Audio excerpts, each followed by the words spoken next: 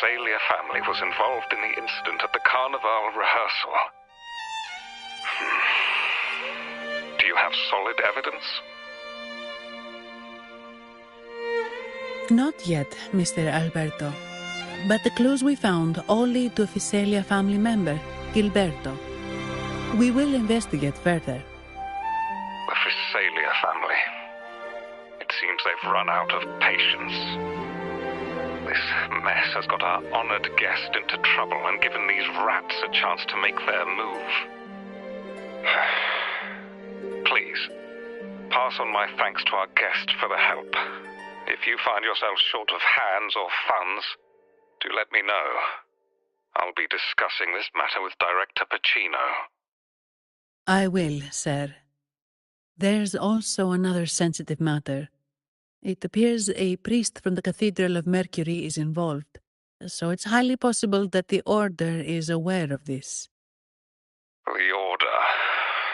Let me handle them. You just focus on Gilberto for now. Whatever the case, the Carnival must be secured. This goes beyond the Montelli family. It's also about the faith and hope of countless Ragonesi. Understood.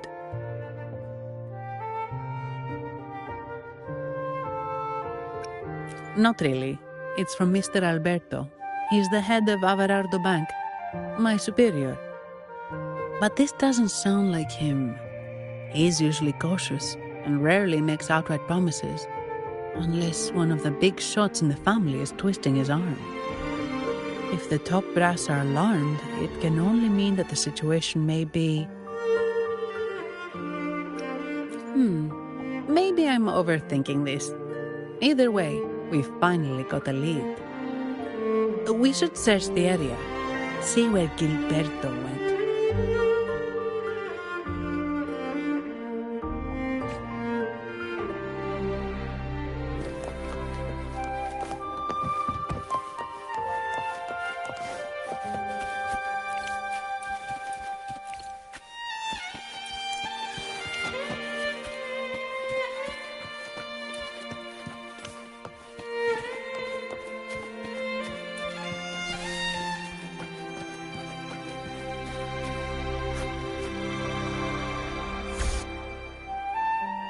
Strange.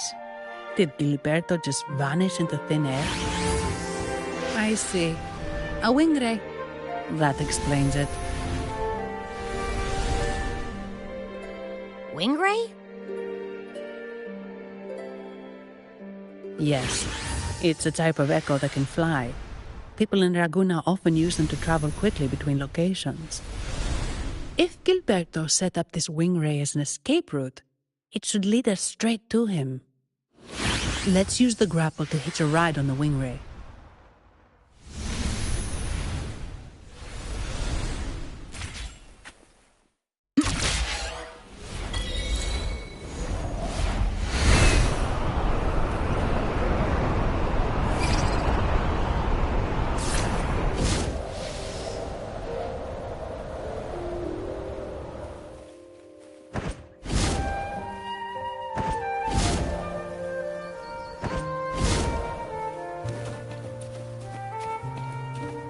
Quite the view, isn't it? Welcome to Whisperwind Haven, known for its iconic windmills and flower fields. Legend has it, this was once the home of the Blessed Maiden. Some people are over there. Let's check if they know anything.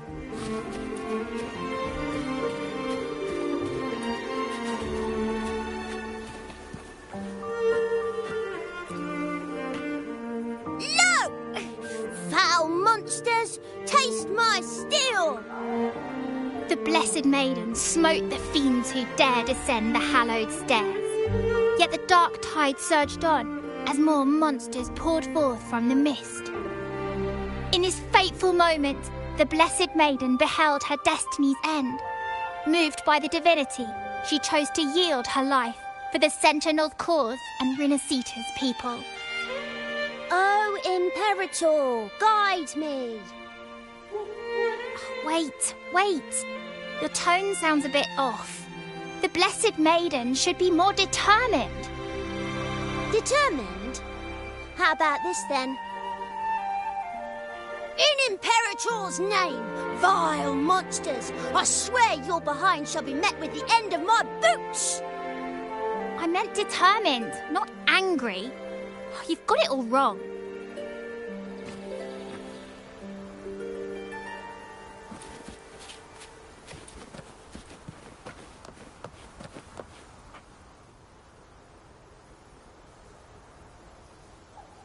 Ah, we meet again, valiant champion of the foreign land. Our paths intertwine once more. A result of Imperator's divine intervention. Don't you agree? Pardon me, but this lady by your side seems rather familiar. I am Zani. I work at Averardo Bank. Ah, yes. You look quite chivalrous, if I may say so. Yet, with your weary face, I'm afraid I can only dub you the Sorrowful Knight. That's quite fitting. Do I thank you for that? Ah, no need for the formalities. Allow me to reintroduce myself. I am Cristoforo, a humble playwright grappling with modern trends. Delighted to meet you.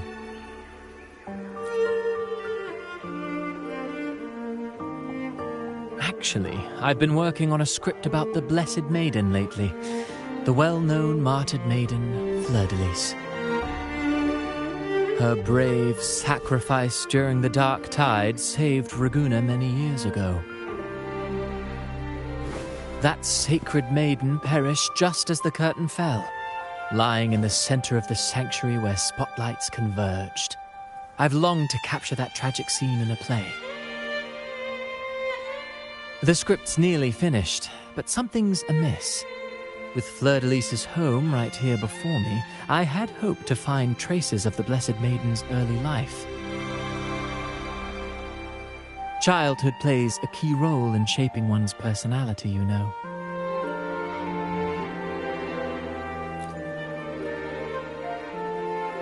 Sadly, no. I confess, I've made zero progress. Most legends of the Blessed Maiden are lost to time. I'm forced to rely on imagination. Nevertheless, the script is finished. I've even asked the children over there to help me rehearse it. Here, have a copy. I'm eager for your thoughts.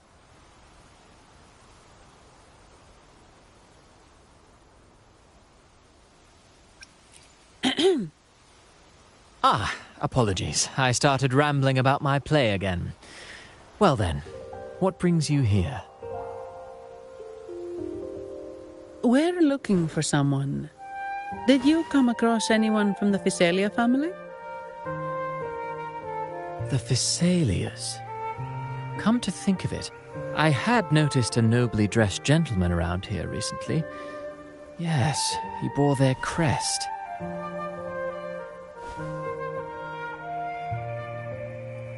In fact, I even stared a bit. Old habits die hard. The Physalias rarely venture beyond city walls, you see. So Gilberto did pass through here.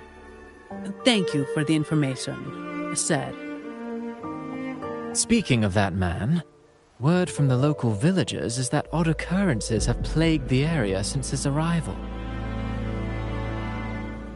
Odd occurrences?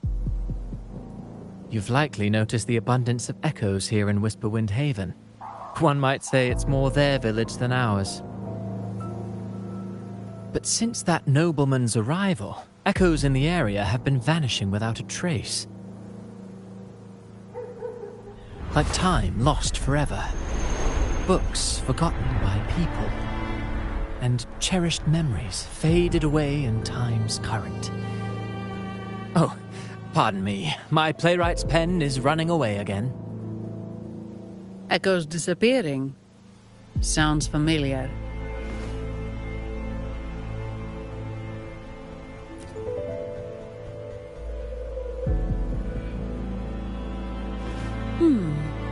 Echoes started acting strangely when Gilberto showed up, just like what happened in the Carnival rehearsal. This is no coincidence. Mr. Cristoforo, do you know where those echoes were last seen before they disappeared? I'm in the dark as well. However, they might know a thing or two. These echoes are keen to find their friends too. They're not fighters, but they can surely be your guide. Why not take them along?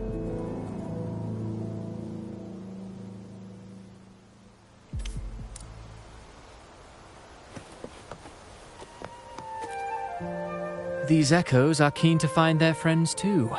They're not fighters, but they can surely be your guide. Why not take them along?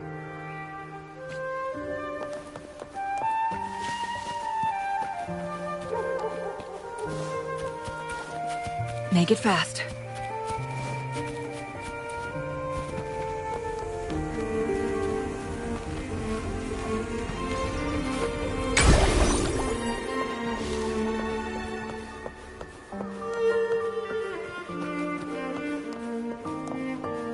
Everything seems normal here. Let's keep moving.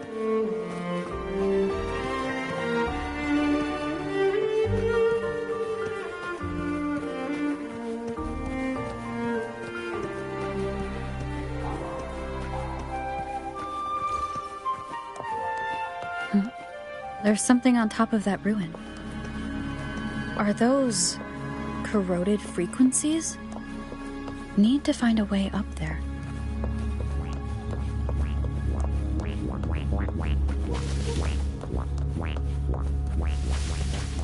There are Phasalia markings on these crates.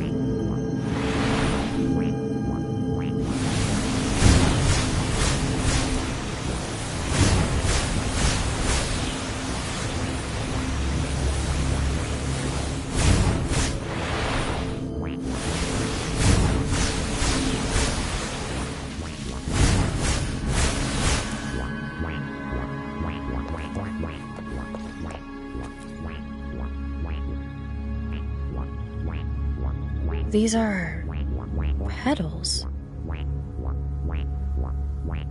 I think I saw them before.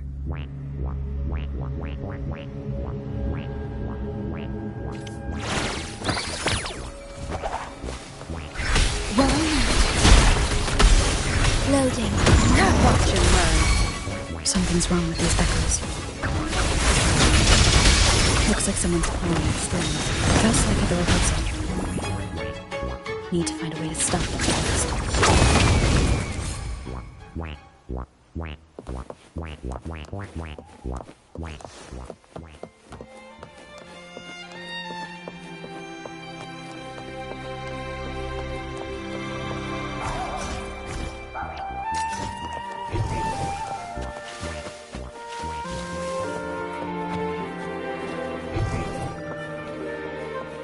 Take 4.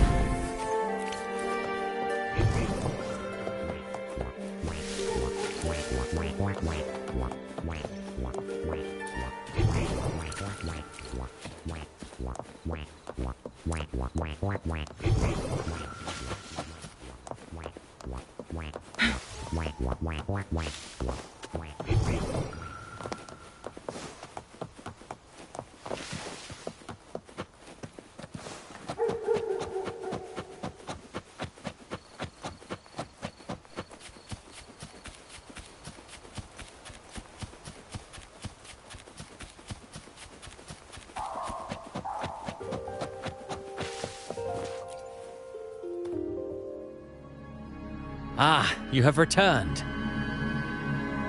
How did it go? Any discoveries to share?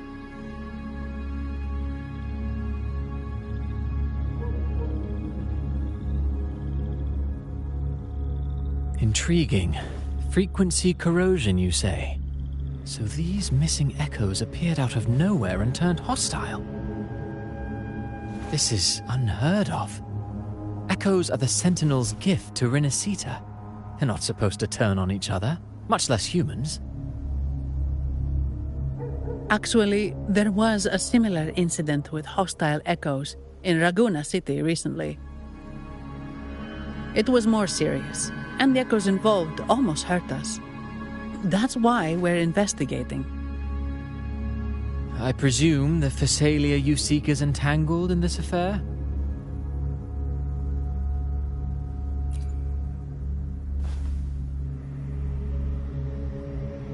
I see. Very well. Allow me to offer you my thanks. The frequency corrosion driving the echoes mad has been resolved, but we must still caution villagers and their echoes. They should exercise vigilance and avoid perilous areas.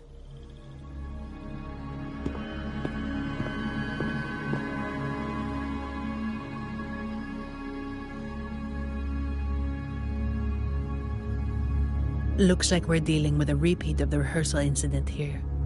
But if Gilberto was behind this, how did he pull it off?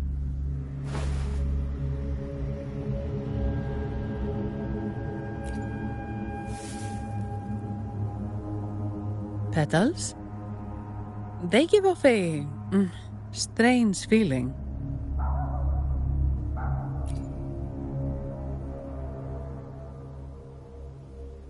All right, let's give it a try. Tastes kind of weird. It's not an echo, or a tacit discord. The frequency's coming from a resonator, a super strong one.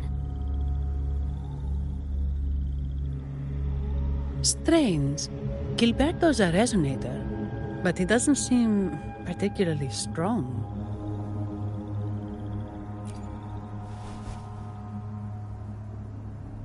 Yes.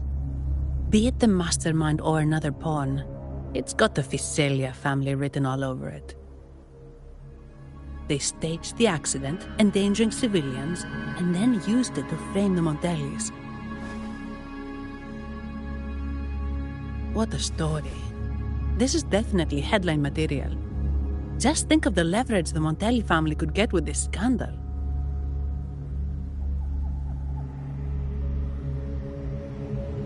Hey, look over there! That person looks kind of familiar.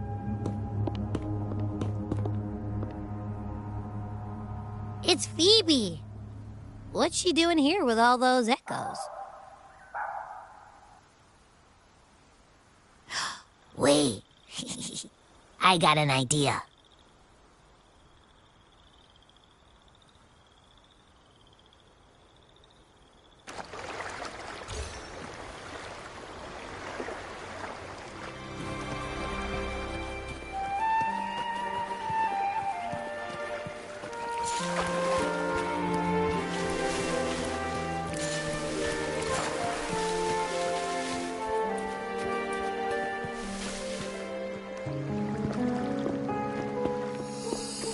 Olivia, Breno, any sign of Beppe?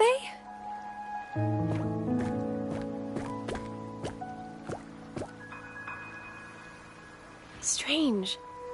Where could Beppe be?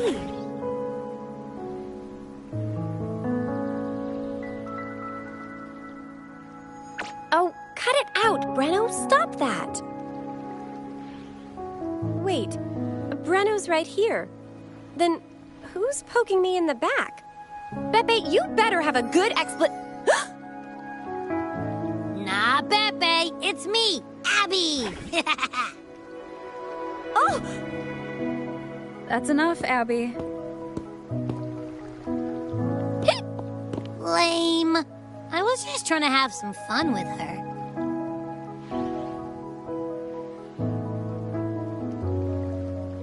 Oh, it's you. Pardon me. I thought you were at Raguna City. Didn't expect to meet you here. Oh, sorry, I don't think we've met. Greetings, madam. My name is Zani, Avarardo Bank. Oh, I don't think we've met before.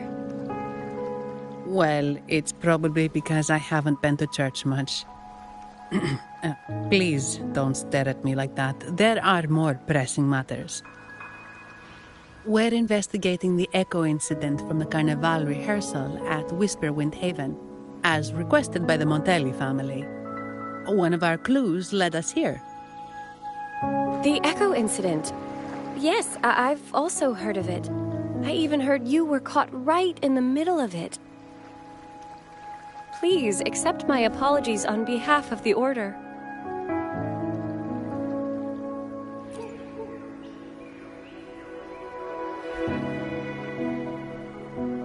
By the way, have any of you seen an echo named Beppe?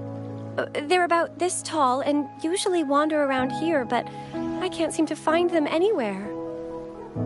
May I? Sorry, we didn't see the echo you mentioned, but we've found clues on their odd behavior. They all point to a member of the Fiselia family, Gilberto.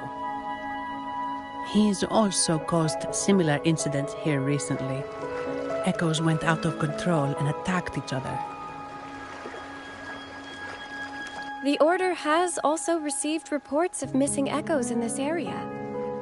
Is it possible that the Fiselia family is involved? I find it really hard to believe.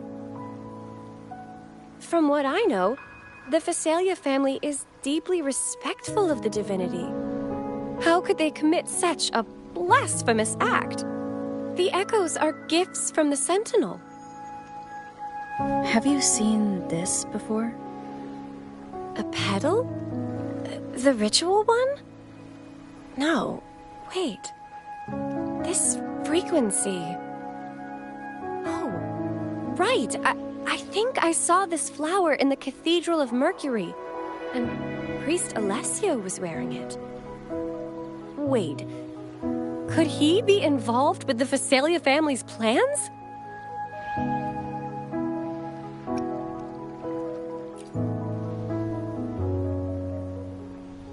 Imperator granted us echoes, the skies, lands, oceans, and sustenance, to which we should all be grateful and reverent. I request to join your investigation. As a servant of the Sentinel, I simply cannot turn a blind eye to their unholy acts. Fine by me. With someone from the Order as a neutral witness, the Fiselias won't be able to accuse us of fabricating evidence. As long as I'm not treated like a heretic and get kicked out of Rinascita later.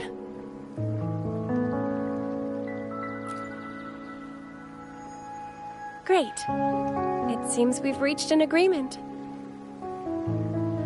Beppe? Oh, thank the Divinity you're safe. But what happened to you? Wait! Beppe! Oh.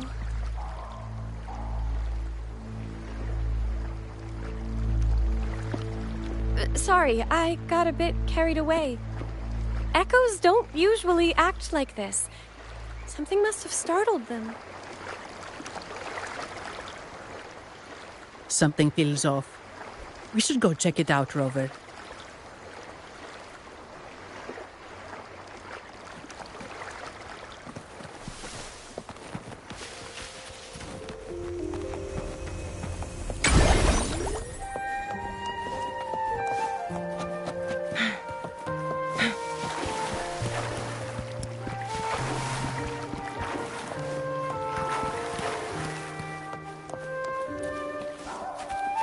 Guests of the unkind.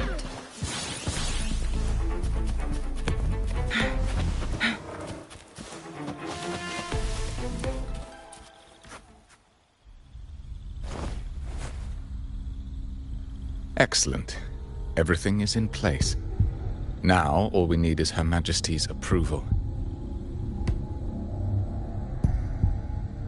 O great Imperator, may you raise the tides, deliver your edict to our queen, and let the clouds cover Raguna, cleansing it of the wickedness left by the pleasure-seekers of this city of transgression. Is he praying? I know the Facilias are extremely devout, but who is this queen he mentioned? This prayer sounds odd. It's definitely not from the Order's Codex. O Divinity in the Abyss, Lord of tides and riddles, may you soon be freed. Let all lies melt away under your power. May you grant me strength to overcome all who oppose you.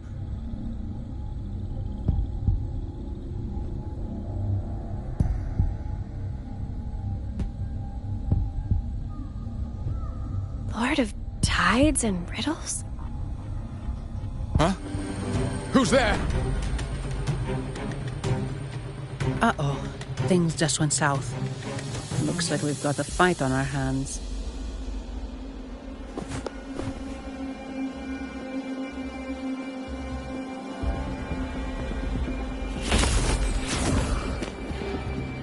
You must be that outlander, right? The news of your arrival is all over Raguna.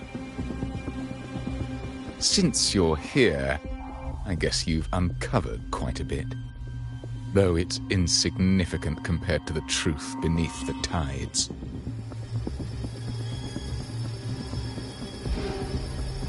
As a gesture of goodwill, let me offer a word of advice. Curiosity won't lead you to the truth you seek, but rather closer to your impending doom. He just turned echoes into tacit discords. Is it the petals? What have you done to those echoes? Merely the necessary sacrifices for our one true divinity.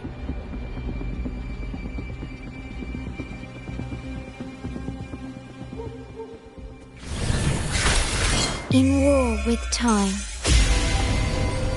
Worry not. Loading.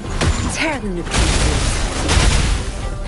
I've had enough. Get lost. My field of expertise. No, this cannot be. How pathetic. You're nothing but a discarded pawn. Which is not unusual with the Facelia family. Mr. Gilberto, please explain this Lord of Tides and Riddles you mentioned. I appreciate your passion for the Order, Miss Phoebe, but now is not the time. We need to uncover the real culprit behind the Facelias. Oh, forgive me. Do you really think you've won? No, it's already too late. I might just be a pawn, insignificant and small, but while you're focusing on me, you've missed something far more important. He shows no remorse for his crimes. I'll contact Mr. Alberto and have the family send someone to take over. What? That's the Nimbus Sanctum.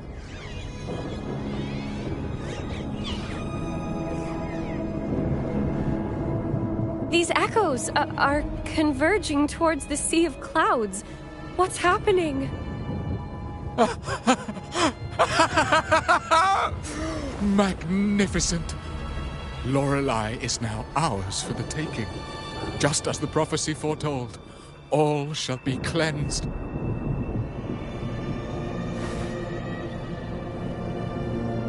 Now, let us wait in patience as the Sea of Clouds descends to engulf that corrupted city.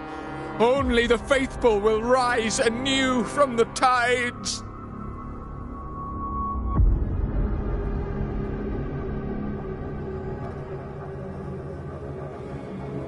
Lorelei? According to the Codex, Lorelei is a powerful remnant creature residing in the Atrium of Reflections at the center of the Nimbus Sanctum. Legends say the Sea of Clouds once flooded the Seminary of the Forgotten, reducing it to ruins before spreading to Raguna. It was Lorelei who curbed the raging clouds and ended the crisis. If they've really done something to Lorelei, then Mr. Gilberto wasn't just bluffing. The clouds might truly engulf Raguna, leading to a disaster beyond our imagination. They are all mad. So this is what they've been planning all along. We have to do something. You two go ahead. I'll stay here and watch him until the family arrives, just in case he gets any bright ideas. I'll stay with you. After all, this could provoke outcry from the Phasalia family. If I testify about Gilberto's misdeeds on behalf of the Order, they can't deny the facts or exploit the situation. I agree. But what about you, Rover?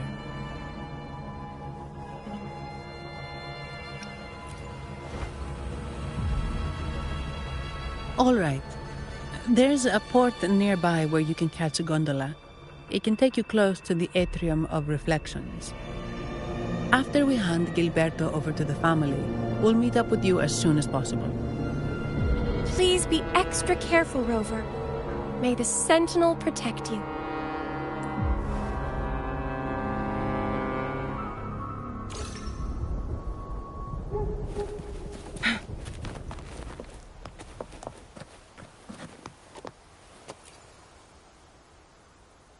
After we hand Gilberto over to the family, we'll meet up with you as soon as possible.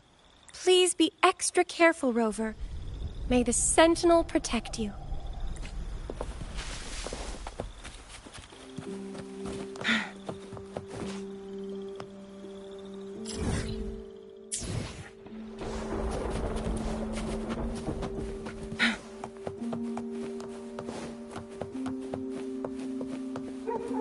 Make it fast.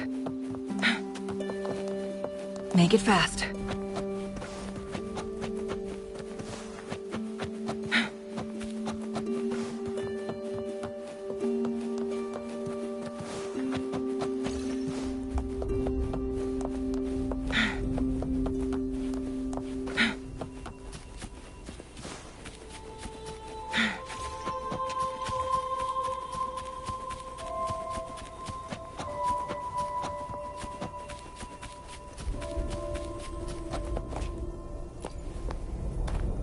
Welcome, traveller. I am the Harbour Master. Where do you wish to go? You intend to navigate the Sea of Clouds? Surely you've noticed today's weather? I'm afraid it's far from ideal for sailing.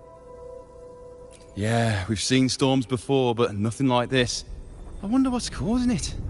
I suggest you sit it out before departing. I see. If that's the case, you can take the gondola in the harbour. But please, be careful.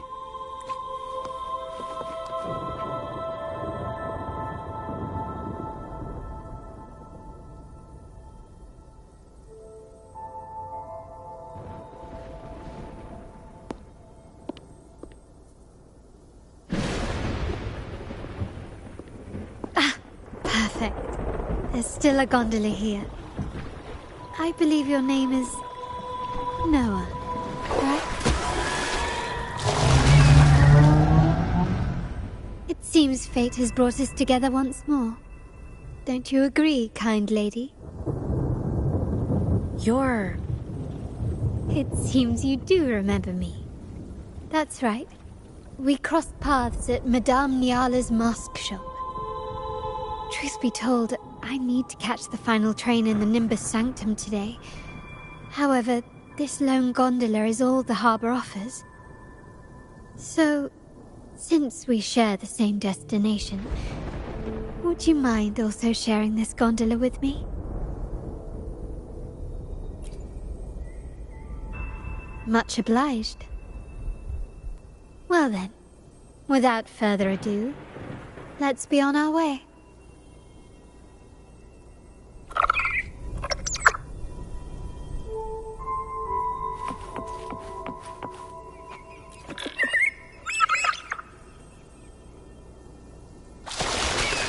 That song, where is it coming from?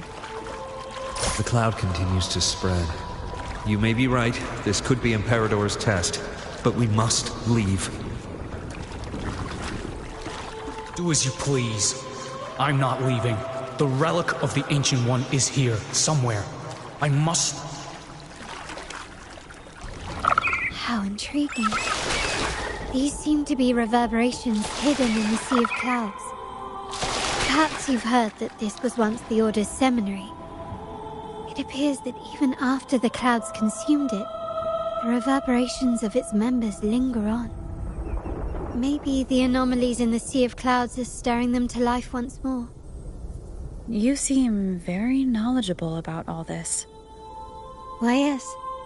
I've long been fascinated by Raguna's history and art.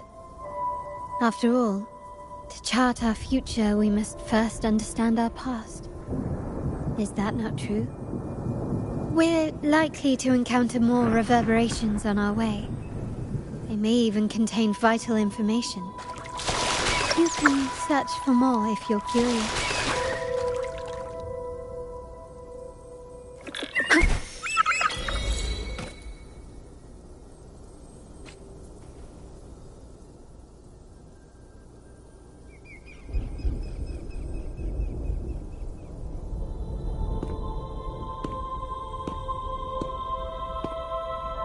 It seems we have some time before the train arrives. How about a little chat to pass the time?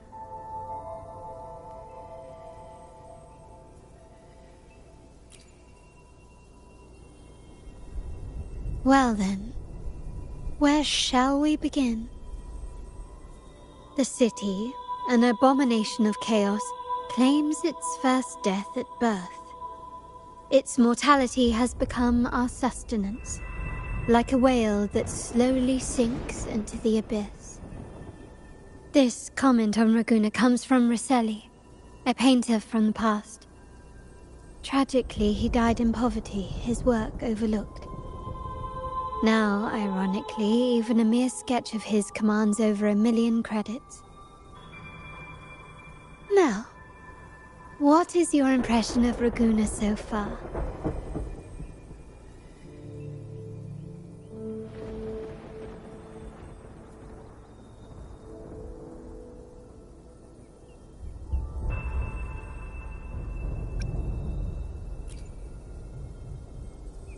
Indeed, Raguna is not as glamorous as it seems. Beneath the veneer of prosperity, avarice reigns supreme. Raguna has many facets. Most people only see one side of it, but for me, it's like two sworn enemies are forcibly bound together. That's Raguna. A city where tradition and innovation, openness and isolation ceaselessly wrestle for dominance. That is why the Montelli and Phasalia families are in a constant clash, as you may have seen. The Montellis champion innovation, staking all on the Carnival. Meanwhile, the Phasalias cling to tradition, colluding with the shadows that lurk in Raguna's depths. Fortunately, this long struggle behind the curtains will soon come to an end. Not because of the two families, but because of you. Me? Yes. You. The fated one.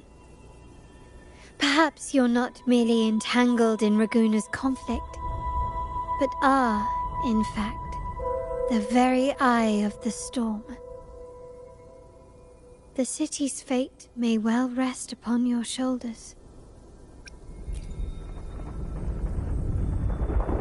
You may not have noticed it yet, but we are, and have been, in the same boat for a long time.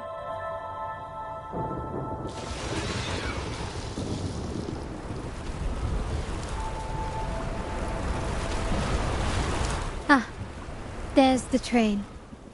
It's time to say goodbye now. I didn't catch your name.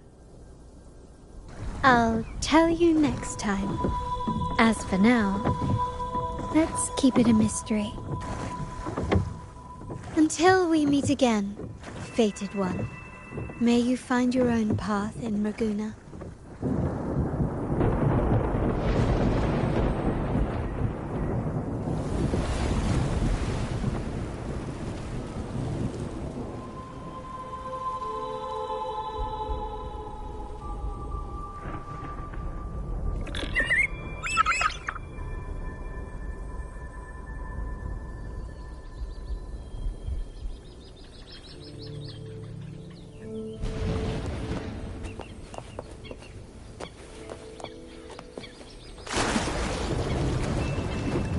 So this is what's become of the seminary? I never expected this. You've been here before? No, but I've seen paintings of the seminary in the cathedral. It had an enormous dome and spires that seemed to touch the heavens. Then the order was forced to abandon it when a sea of clouds swallowed it.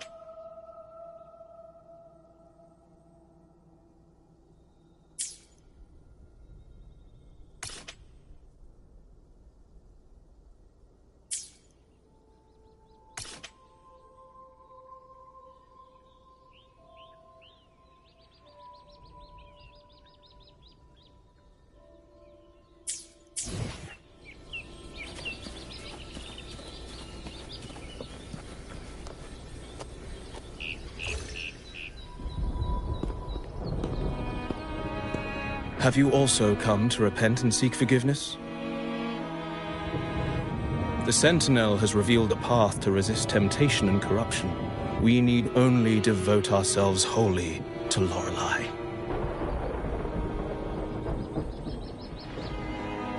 We're just here to see Lorelei. Patience. I see your eagerness for enlightenment, like our new brothers. You've removed your masks, but your hearts, they're still veiled.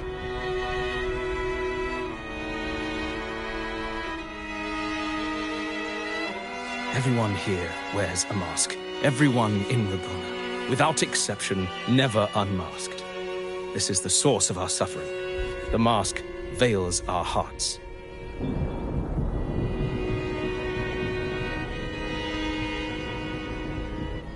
Like our new brothers, they wear peculiar masks of madness. Poor souls tormented by evil desires. May they find peace in Lorelei's embrace.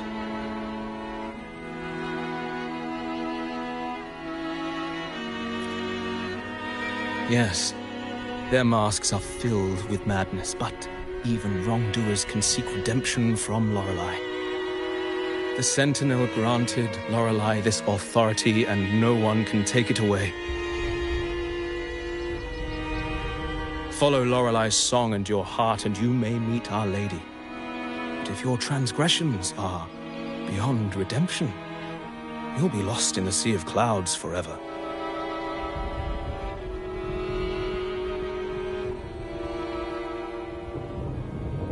So what should we do to see Lorelei? Do you seek an audience with Lorelei? Sadly, you've come at a bad time.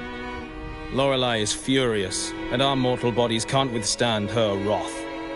We've sealed the path to her domain.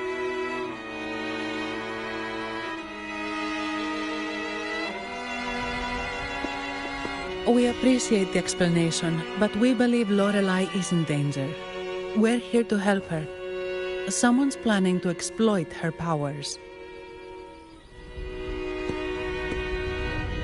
The path has been closed. You must leave. Doesn't look like we'll be talking our way past him. Let's find another way, Robert.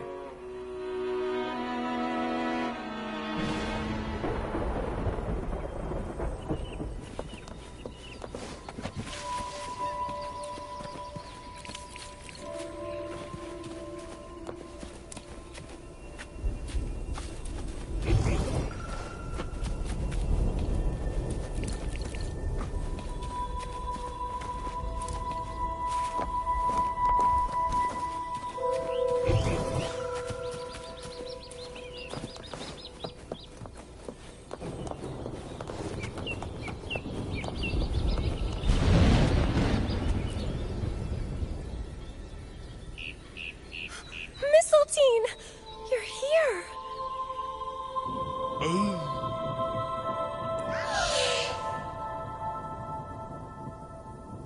This is Mistletoe, one of the missing echoes. They probably followed the singing. Mistletoe, do you know how to remove the barrier? Now, how would an echo know that, Phoebe?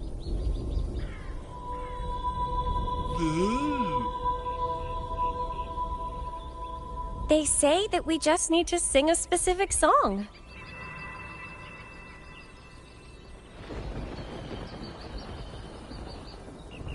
You can understand what it's saying? A specific song, huh? That's a direct lead. But which one?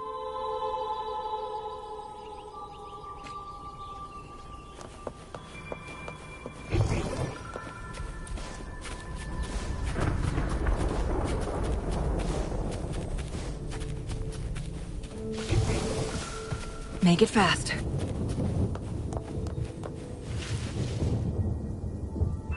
These inscriptions and markings on the stela seem to say something. But most of these are worn out and don't look like modern Renacita script. Phoebe, can you read any of it? Let's see. This seems like an ancient holy script dedicated to recording the deeds of Sentinel Imperator. As for its content, I shall grant this power to the Knight Queen. May she, during the day, sea of clouds. Much of this text is illegible. However, the adjacent drawing is mostly intact. It shows Sentinel Imperator speaking to a massive creature. And the creature slowly shifts from an immense amorphous form into a humanoid shape. Could it be Lorelei? After all, no other being that large lives above the sea of clouds. Actually, I'm not sure if the other figure is the Sentinel. It looks a little different from the cathedral statues. Maybe it's just the lack of clarity in the drawing. Anyway, does it mean Lorelei and the Sentinel are somehow connected to each other. Nothing about the barrier, though. Are there any other clues? We should investigate further.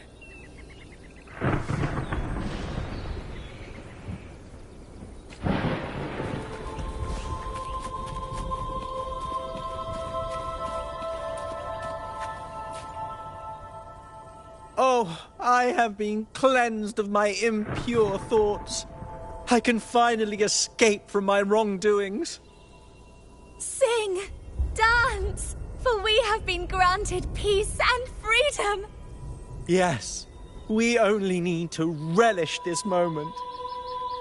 Oh, you've also come to rid yourself of your misdeeds. Then join us. Sing! Sing with us! The door has been shut.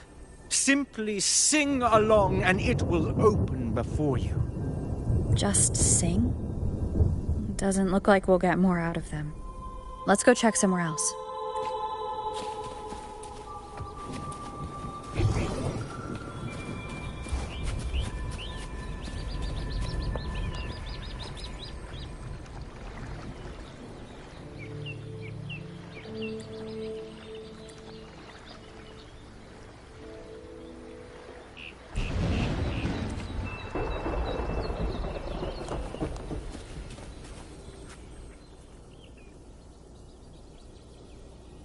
I guess singing is our only option for clearing that barrier.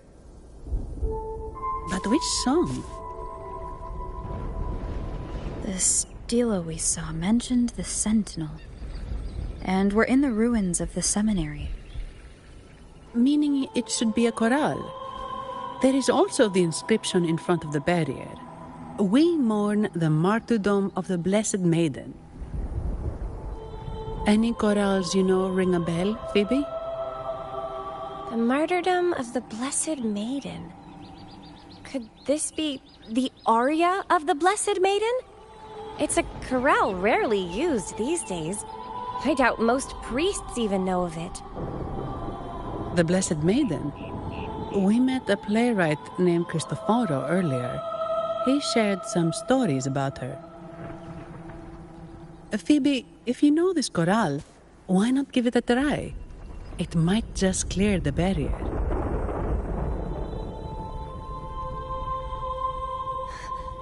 Me?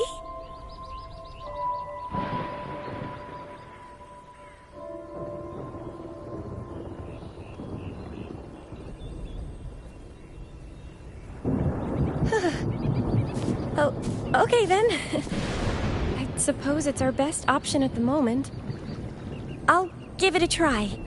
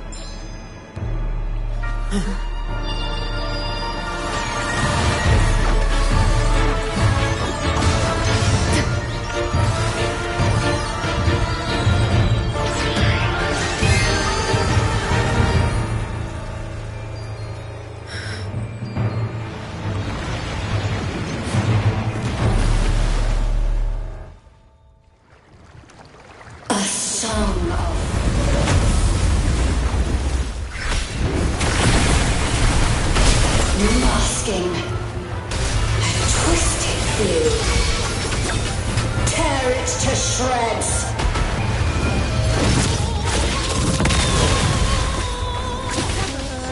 Did you get the chorale wrong? I'm sure I sang the aria of the Blessed Maiden. Not good. She doesn't seem too pleased with that one. Don't blink! I've had enough.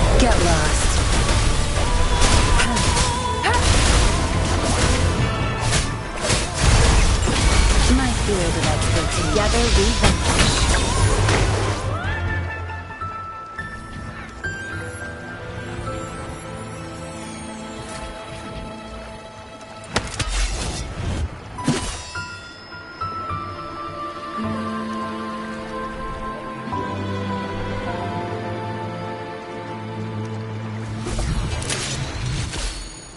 That flower looks like the petals we found in Whisperwind Haven. It's the Fraxidus. I've dealt with them before, and I've seen a flower just like this. How long have I been in slumber? This nightmare. How long was I trapped in it? Are you also part of the dream? No, we are not. Might you be Lorelei? I am. Travelers from afar, I sense the kindness pulsing in your hearts. You must be the ones who broke the chains of my nightmare. The Oathbreakers, hiding behind their masks of madness. They tainted the Nimbus Sanctum with corrupted blooms, drowning me in rage and sorrow. Endless nightmares became my prison. Masks of madness. I recalled those people at the entrance of the atrium mentioned it. Had you not freed me from my nightmare, I would never be able to fulfill the Sentinel's task. The tides of the Nimbus Sanctum would have engulfed the whole of Raguna, just as they once claimed the sacred temple, now lying in ruins beneath you. Wait, the Sentinel. Does that mean... Yes. The Sentinel molded me from a mindless being into the form you see, and bestowed upon me the most precious gift, a soul. They commanded me to restrain the clouds and prevent the remnant energy within it from dissipating. Can you contact Imperator? I need to meet with the Sentinel. Unfortunately, it lies beyond my power. The Sentinel's link to the mortal realm is severed. Only through collective prayer and a rite at the height of the carnival. Only then can mortals briefly commune with them. A rite? You mean the carnival? No, that's impossible. The current Primus, Fenrico the Enlightened One, was given a direct oracle from the Sentinel. The Sentinel has always been with the people. I'm afraid the Sentinel's current state transcends mortal understanding. Your Primus is no exception.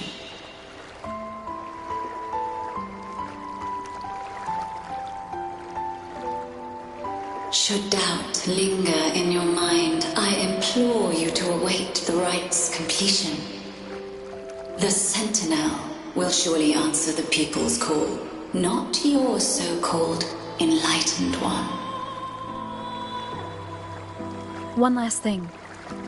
Those Oathbreakers wearing masks of madness you mentioned. Do you know who they are? All that I know is that they are not from Renacita. In the whispers between dreams, I heard them speak of their leader, a woman they called the Conductor. Conductor. It is time I return to my slumber. Their wicked acts have scarred the Sea of Clouds, and I must mend it within my dreams.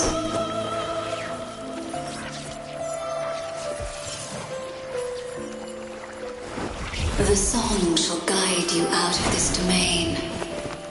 Farewell, visitors.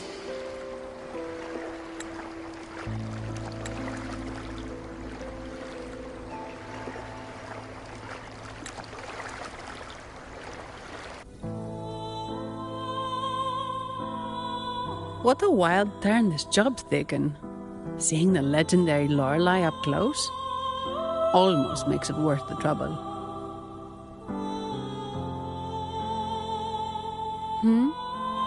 Are you all right, Phoebe?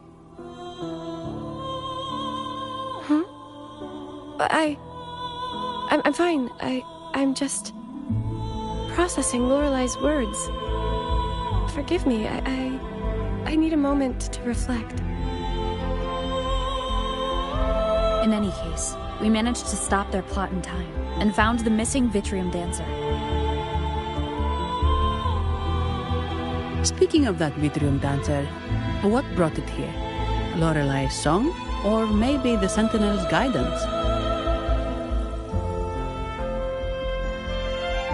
But those wearing the masks of madness, the Fraxidus, right? I'm curious about their role in all this. I think they supplied Gilberto with the flowers that turn echoes into tacit discords.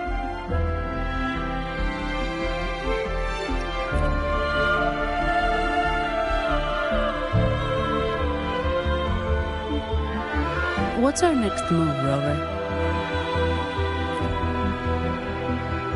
You're right. Those snakes lurked in the shadows, using Gilberto as their fall guy. We can't expose them just by ourselves. Oh, another thing. Since the Fraxidus is conspiring with the Thessalias, that makes them an enemy of the Montelli family. There happens to be an auction at Averardo Vault today. The top members of the family will be there. We should tip off the family about the Fraxidus scheme. The Montellis can't afford to ignore this threat. What about you, Phoebe? I intend to return to the Order first. While I believe Lorelei is truthful, I can't imagine the Primus would deceive our people. He is, after all, the Enlightened One. According to Lorelei, the Sentinel will deliver an oracle during the Carnival. That's when the truth will come to light. Speaking of which, are all Primuses called the Enlightened One? No. Only Lord Fenrico has ever directly communicated with the Sentinel. Previous Primuses were merely indirect representatives, not the Enlightened One. Silence and composure are gifts from the great Imperator. I'll keep today's events between us, locked away in my heart. Then I believe this is where we part ways. The Codex reminds us, it is not the lighthouse that guides us through the storm to safety, but our own eyes fixed on the shore. I'd like to offer these words to you. May your eyes always shine bright with clarity.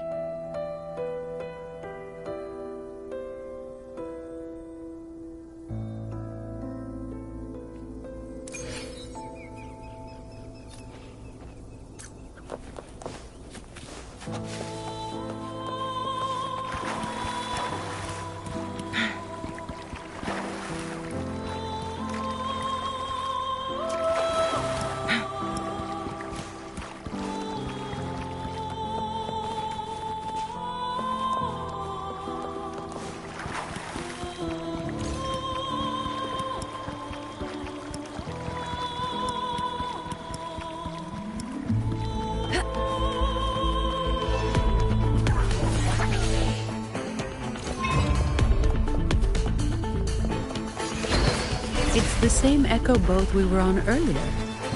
Was it also attracted by Lorelei's singing?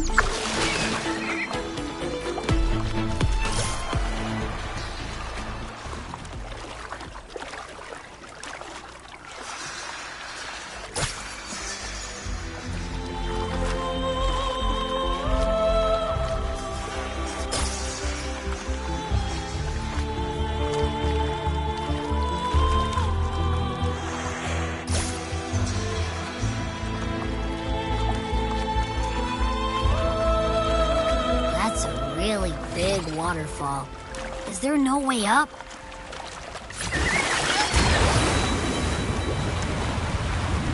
Whoa, really?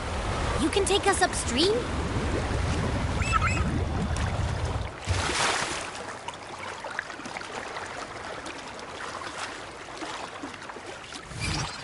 Another waterfall. You sure about this, Noah?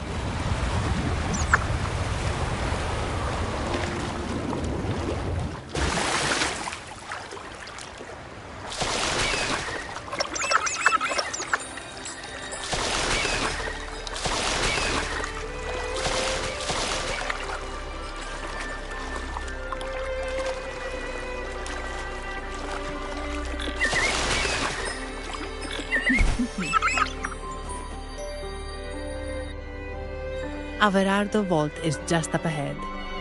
It seems this is where we part ways, Noah. Hey, I'm sure it can find its way back to the harbor. Don't worry. Now, we just need to follow this path to reach the vault. Let's go.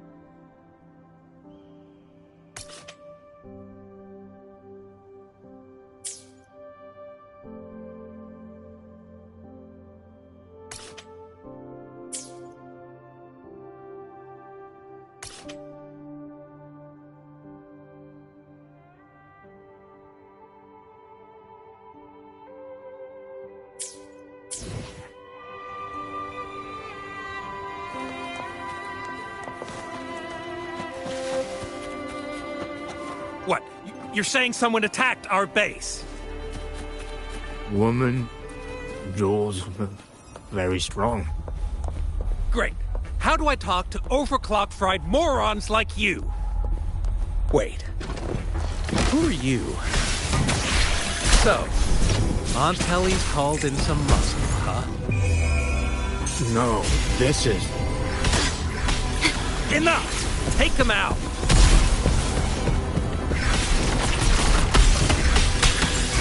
Loading. Tear them to pieces.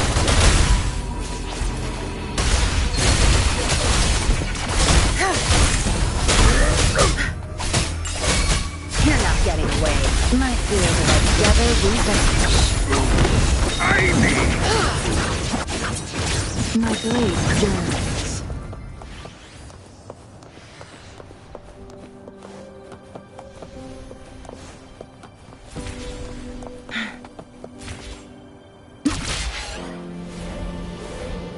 Guests of the unkind.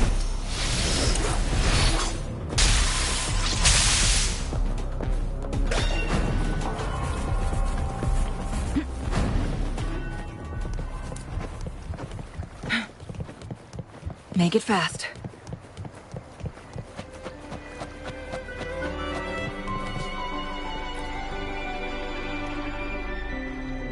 Welcome to Averardo Vault. Do you have an appointment? My name is Zani. I'm an employee of the bank. Here's my ID. This invitation. My apologies. Welcome to Averardo Vault. How may we assist you today? We're not here on business. We've come to brief the family on the Echo incident from the recent Carnival rehearsal. I'll arrange that immediately. Please proceed to the main entrance. A staff member will greet you there.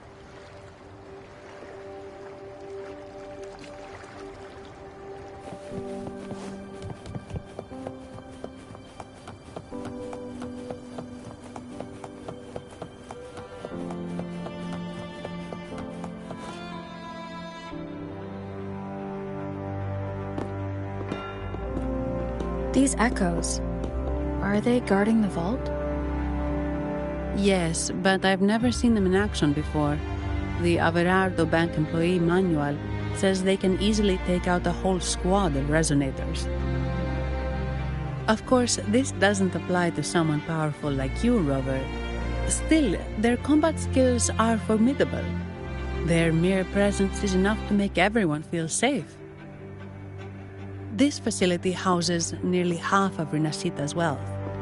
It serves all of Raguna's citizens, even including the Physaelias.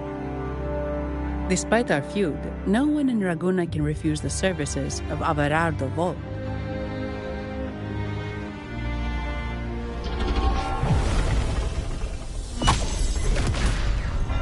What the? I thought they only responded to hostility.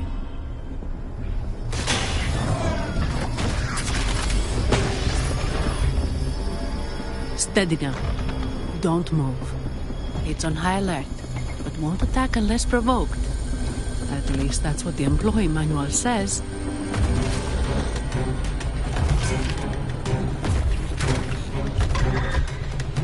Stand down.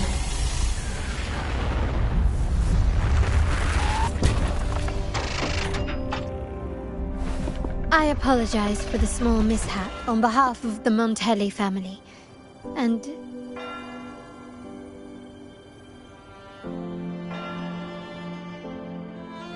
what a pleasant surprise to see you again so soon. And you. Yet your expression betrays no surprise, Rover. Allow me to properly introduce myself. My name is Carlotta. Carlotta Montelli. Montelli? You are the second daughter of the Montelli family. Yes. Please, feel free to call me Carlotta. Also, I trust the remuneration meets your satisfaction, Ms. Zani. It was you who tasked me with receiving Rover.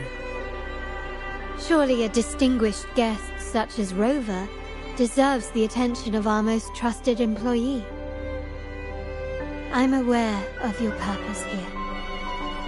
On behalf of my family, allow me to extend our deepest gratitude for your endeavors. Your eyes show curiosity about me and my role in this drama. However, this isn't the place for such discussions. Please, follow me.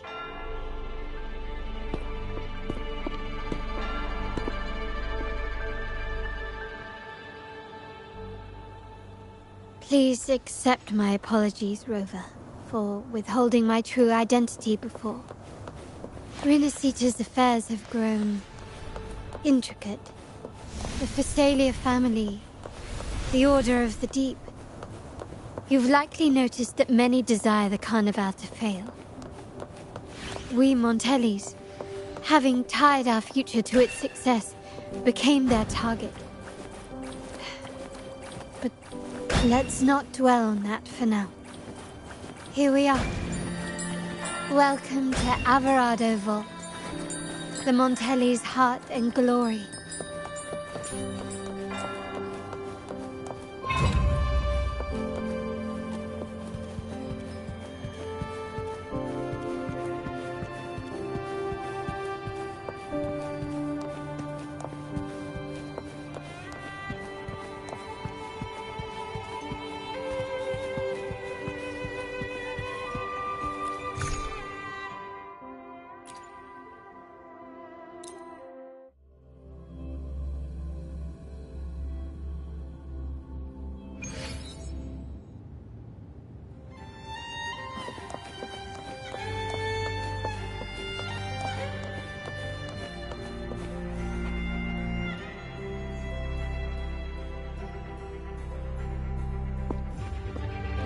Could you do me a favor, Ms. Zani? Please secure the evidence in the property room and fetch me the jewelry and perfume. Jewelry and perfume? You mean Yes. You know where to find our dressing room, I presume? Inform the stylist it's my request. She'll prepare everything. Meet us at the vault's side entrance. Got it. I'll go right away.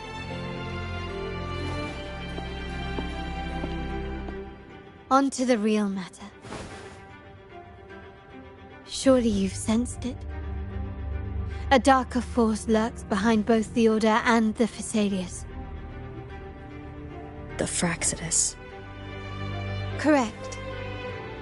We Montellis have had some unpleasant encounters with them. Their motives remain shrouded, yet the Order and the Phasaelius clearly benefit from them. The Montelli family's interest aligns with yours. An uninterrupted carnival for you, an unfettered Raguna for us.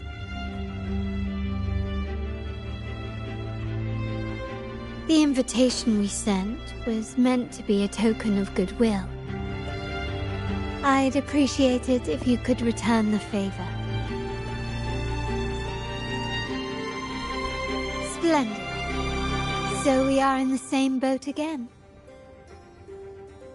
I must first deliver the evidence you and Mazzani collected to my uncle, Mr. Capello. He oversees Carnival affairs and liaises with the Phasaelius. I'm sure he'll find the Fraxidus information most intriguing. I'm afraid I must take my leave. Please, feel free to explore the vault at your leisure.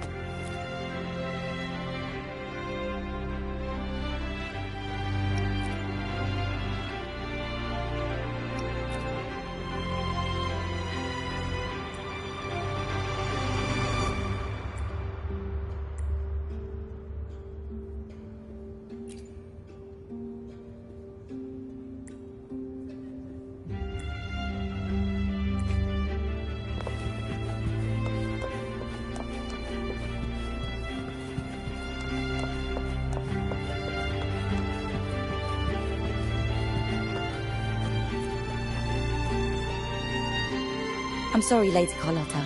I've just confirmed with the office that Mr. Capello is not in the vault. I see. That's quite all right. Please inform me the moment he returns. Understood. Oh, Rover. I'm afraid we've hit a slight snag. I just learned that Uncle Capello was called away on pressing matters, so we won't be able to see him at the moment. This does alter our plans, but worry not. I already have some other surprises up my sleeve. Please, come with me. We need more privacy. Rover, remember Gilberto? Yes. Thanks to you and Mazzani, he could not escape and is now in our custody. The family gave him a rather spirited welcome. As it happens, his bravado crumbled quite quickly. Once he saw the Nimbus Sanctum restored, he sang like a canary. Your quick action has secured us vital intelligence. To put it simply, Gilberto revealed that we have traitors in our family. Which is not entirely surprising. Our family has always had its cracks. Given the right incentives or pressures, human weaknesses are all too easily exploited. I'd actually begun to look into this matter before your arrival at the vault. And now it's confirmed that the traitors are in the vault's tuning room, doing what they believe to be secretive with the help of the Fraxters. Now they probably won't even notice us with their attention fixed on the property room. I guess that they're desperately destroying any evidence against the Phasalia family and the Order.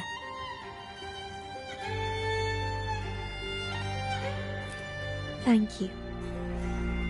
Right. As for the next move, I have a plan. There's an alternate passage into the vault leading straight to where they are. We can surprise them when they least expect it. But I can't manage this alone. I could really use your help. I'm glad I have you with me, Rover. Please, take a moment to prepare, and I'll see you at the entrance.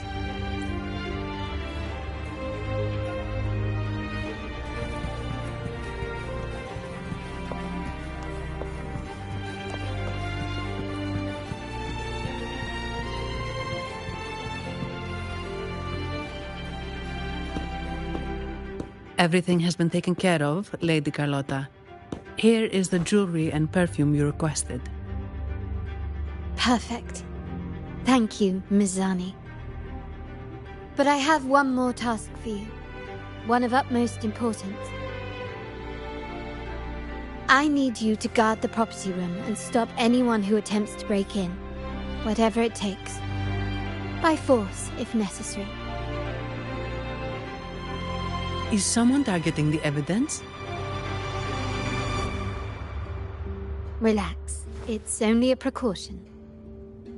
Leave it to me. I'll make sure no one touches the evidence.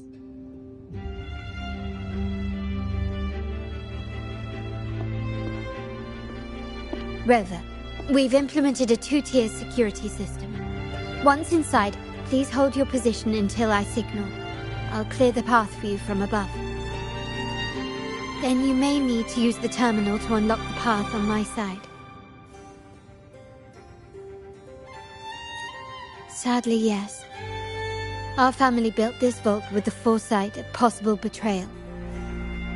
Most family members only know how to pass one of the two layers.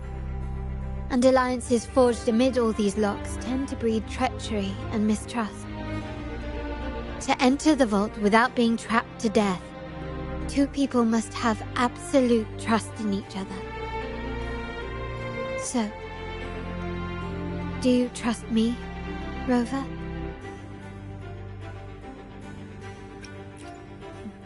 I appreciate your trust. It will not be abused. Now, let's go.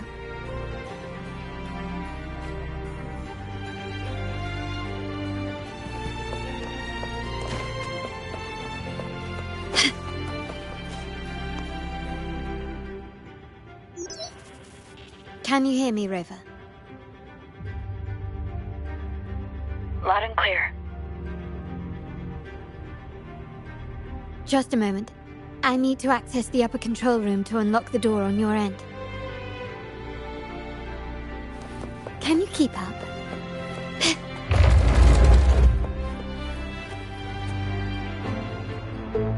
Cameras here. Good thing I came prepared. Recall the jewelry I asked for? In family parlance, it's this handy little tool that generates crystals to cover these cameras and blind them for a while.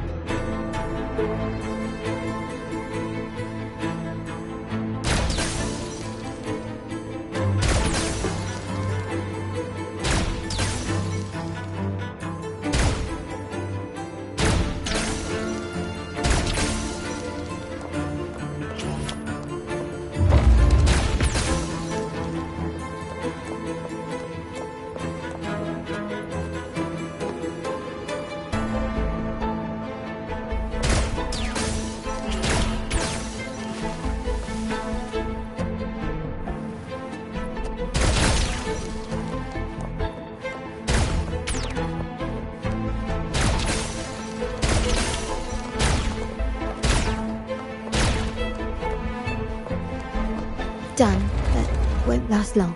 I have to keep moving.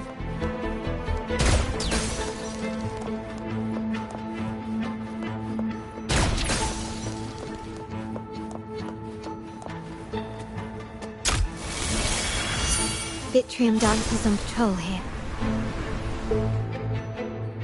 Luckily, they can be trapped with the crystals as well.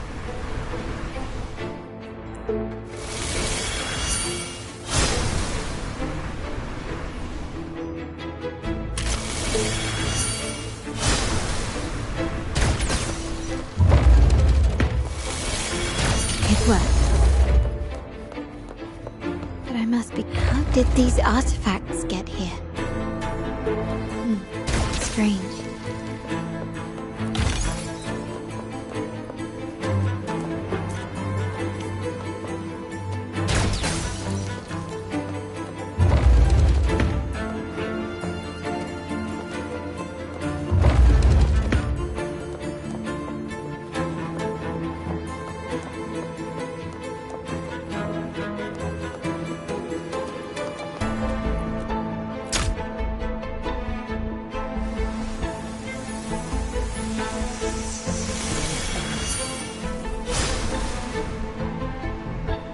Seeing some scatter prisms here. Ornaments.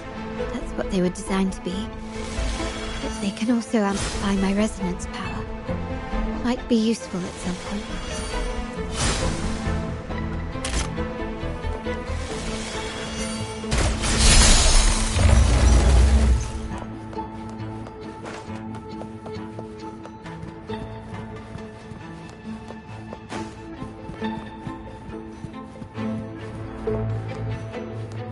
Even the surveillance cameras have increased. This bodes ill.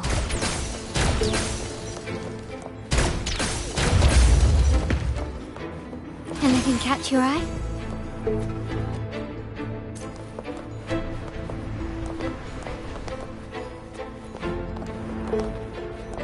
So if jewelry set means this gadget, what about perfume? Just another weapon. For my family, many things must be kept discreet. And it's not always verbal. Sometimes a glance or a gesture can speak volumes. Which, of course, demands a deep mutual understanding.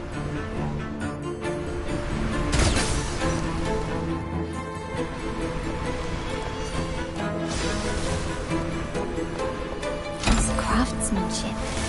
A wise investment.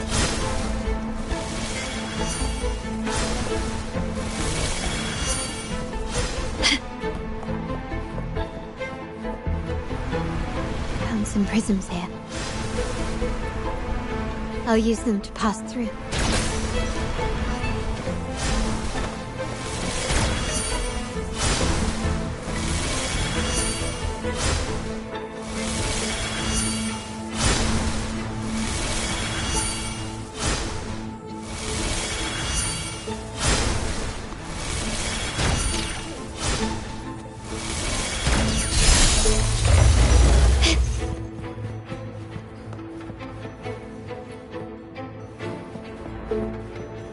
Can you keep up?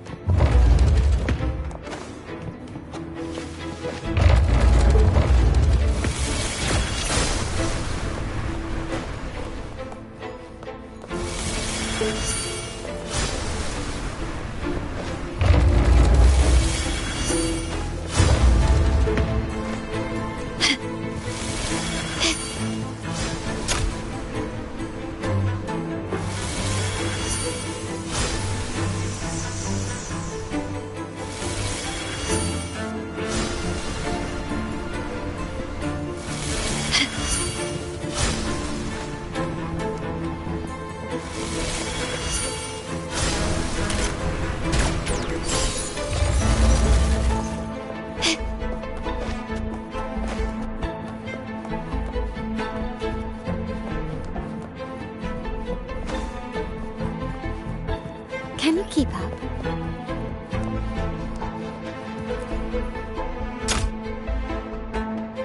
I'm in the control room.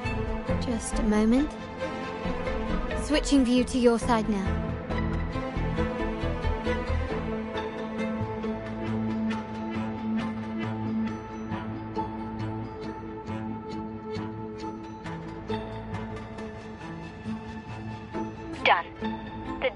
you should be open. Beyond the door, you should find the other control room. Beware of the patrolling echoes.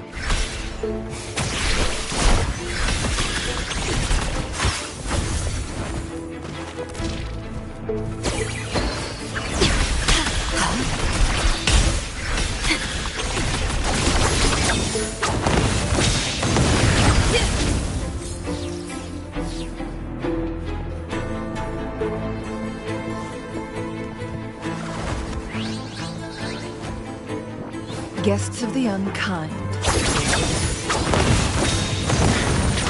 Perish in flames.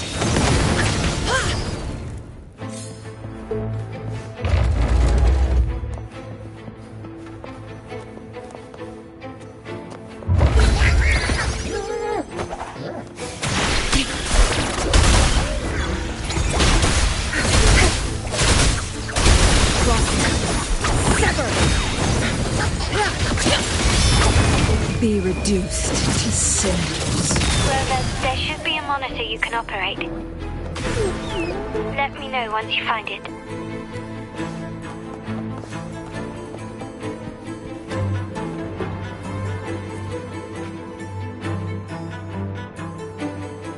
I'm at the monitor. Give me a moment. I'll upgrade your access so you have control of the vault system. Looks like some echoes are approaching. Stay alert.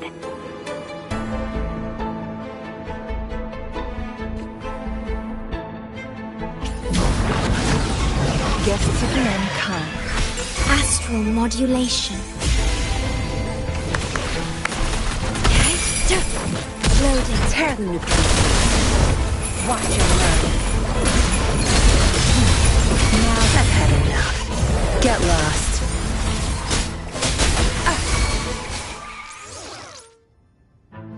Can you see me?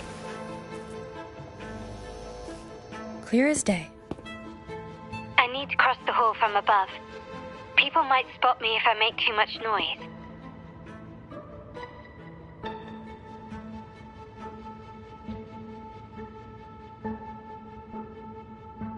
So, could you maneuver these chandeliers to form a pathway for me?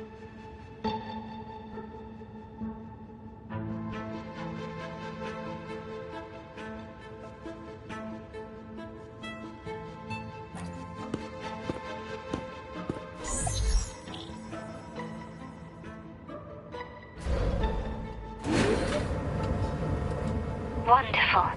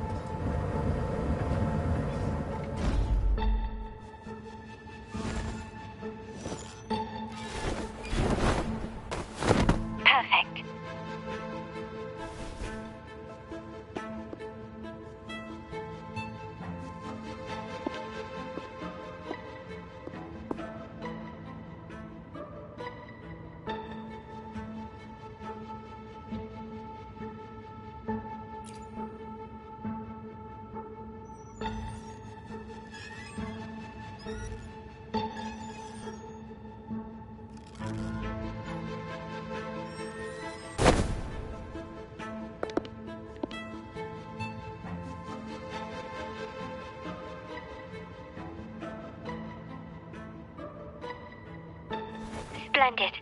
I've made it across. It's my turn now. I'll see you in a moment.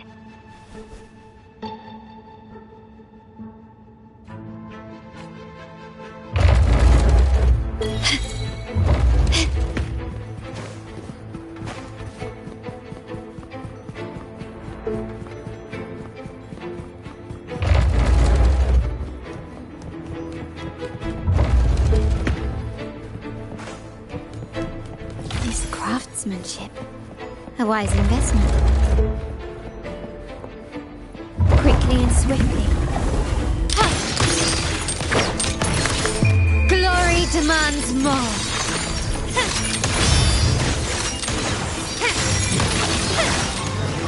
Masterpiece complete. Still recognize me?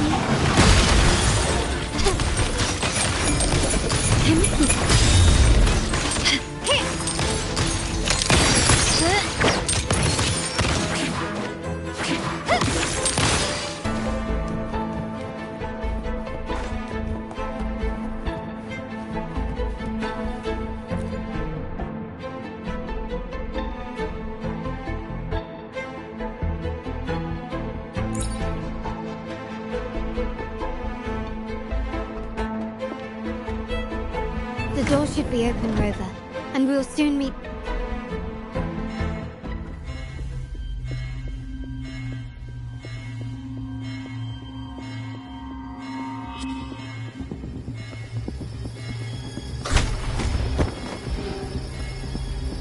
Rover? Looks like the signal's been jammed. Thank the Sentinel it didn't set off the central alarm. I should still be under the radar. Phew. And it saved me some footwork.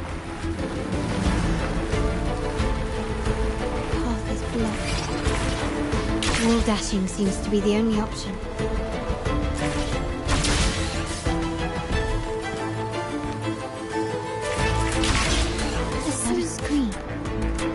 Perhaps I can use grapple to pull it over. The future of Renacita rests with all of us.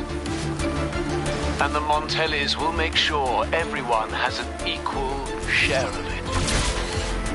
Raguna will enter a new era united. United under the promise of our terminals.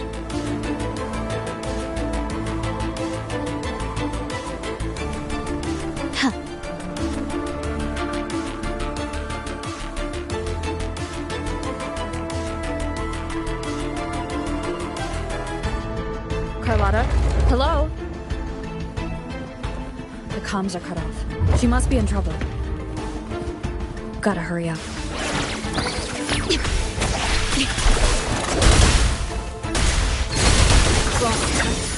Sever!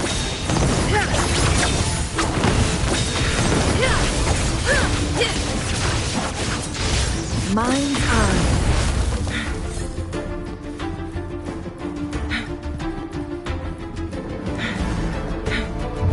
Need to get rid of it fast. No mercy.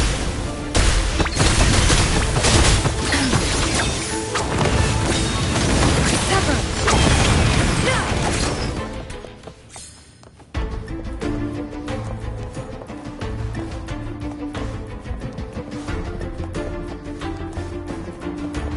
Guests of the unkind. In war with time.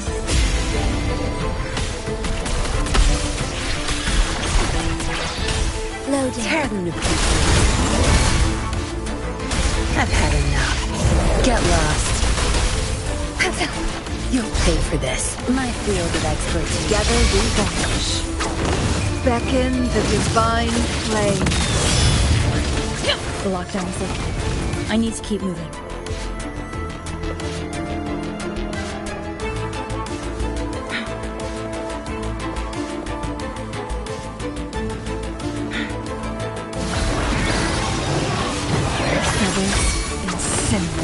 Leave it to me. Loading. Diminish. I engraft in you.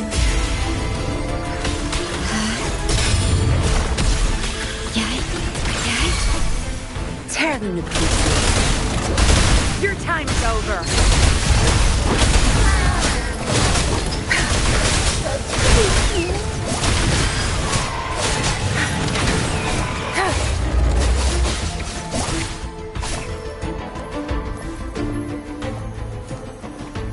Good. There's no time to waste. That's our turn. Together we vanish.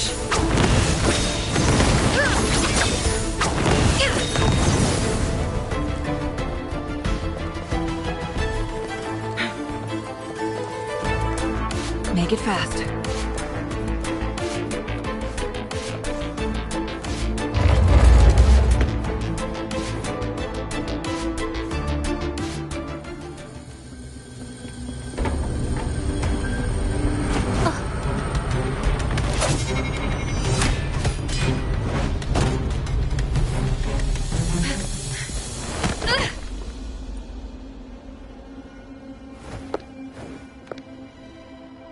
Impeccable timing, Rover.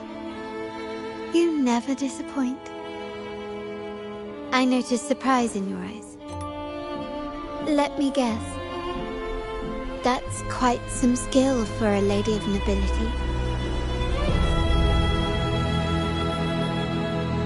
In fact, beyond being the second daughter of the Montelli family, I have an even more significant title. The family's executor. Be it a traitor within the family or a threat from outside, I locate, observe, and address these risks in secret and with tact.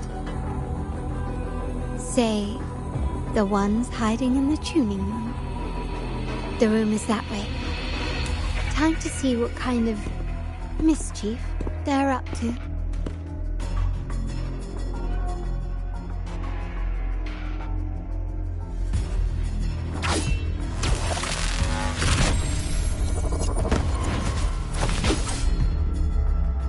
Seems they've left a little surprise for us.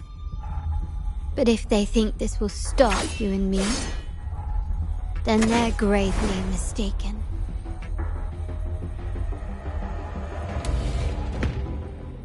Quickly and swiftly.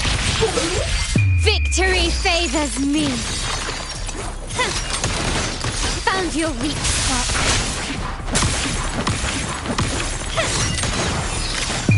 In the name of the Montellis. Still recognize me?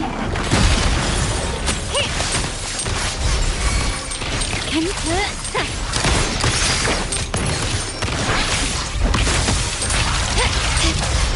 time to part ways. Yes, that is. Brilliance lights the way.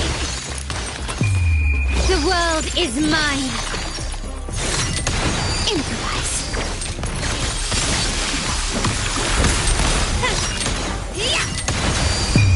A new era awaits.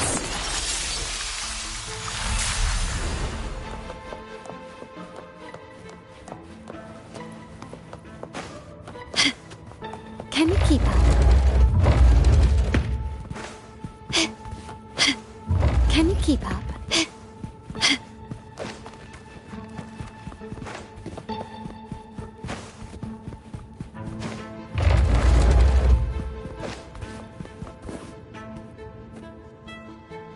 So, can you figure it out? Let's try again. The frequency of the tacit discords. What a genius idea. But I can't reverse engineer the frequency it's using. It seems like the key is not these flowers, but their creator. She must be an insanely powerful resonator to be able to shatter and reconstruct these frequencies. Then we'd better speed up. Once their plan succeeds, there won't be another chance like this. Who sounded the alarm? It's me. Most likely by mistake. I apologize for interrupting your work. Lady Carlotta, how... What brings you here? Oh, nothing. Just curious what you're working on. Locked away in this tuning room. The flowers. No doubt they're from the Fraxidus. Care to defend yourselves? While you still have the chance. Lady Carlotta, we're just following orders. Following orders, you say? Do you recall the very first oath we all took upon joining the family? None shall harm the family's interests. And? Any who defy shall be brought to reckoning. You've appropriated family assets and turned these echoes into ticking time bombs. Once they detonate, the countless efforts and fortunes spent on the Carnival will all vanish instantly, taking the Montelli's name and future with them. Lady Carlotta, please, we can explain. What's going on here?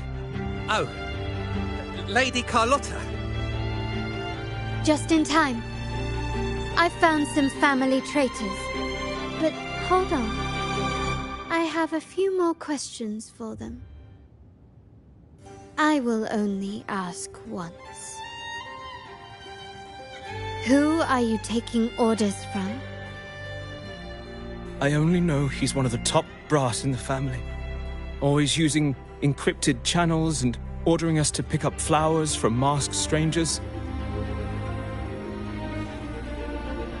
How many of these echoes have you made? A lot. The first shipment reached the venue as early as a week ago. They look so identical to regular ones that even we can hardly tell them apart.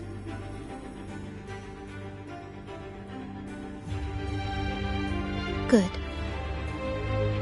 Take them away and scrutinize all their recent transactions, including the source of every last credit. Then, handle them, as per the family rules. Yes, Mom.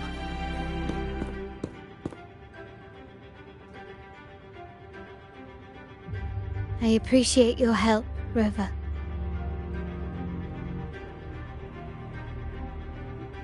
I knew those tuners wouldn't dare do this alone. Someone far more dangerous is pulling the strings. Using echoes to disrupt the Carnival. Having family weakness on a silver platter. Enemies within are far more deadly than those without. Their schemes won't prevail. I will not sit idly by and watch them ruin the long-awaited Carnival. We're done here. Let the guards take care of the rest. So, Miss Zani mentioned you heard the Sentinel's oracle when you met the Vitrium Dancer. Yes. Not directly, but close enough. The seasoned artisans in our family restored the Vitrium Dancer you retrieved and discovered something fascinating in its records. Come with me. This might answer your questions.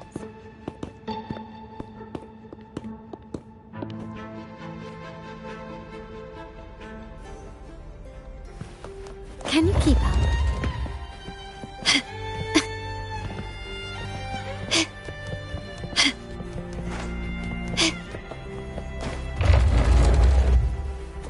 This craftsmanship.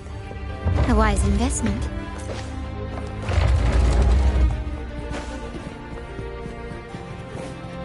Can you keep up?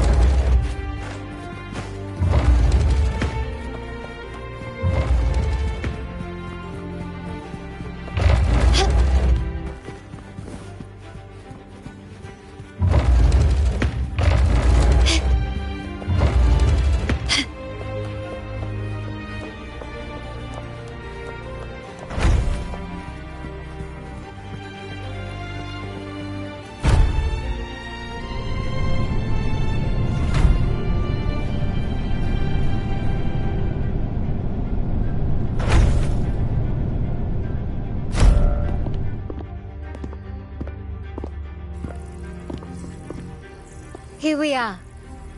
The true splendors of Montelli's heritage.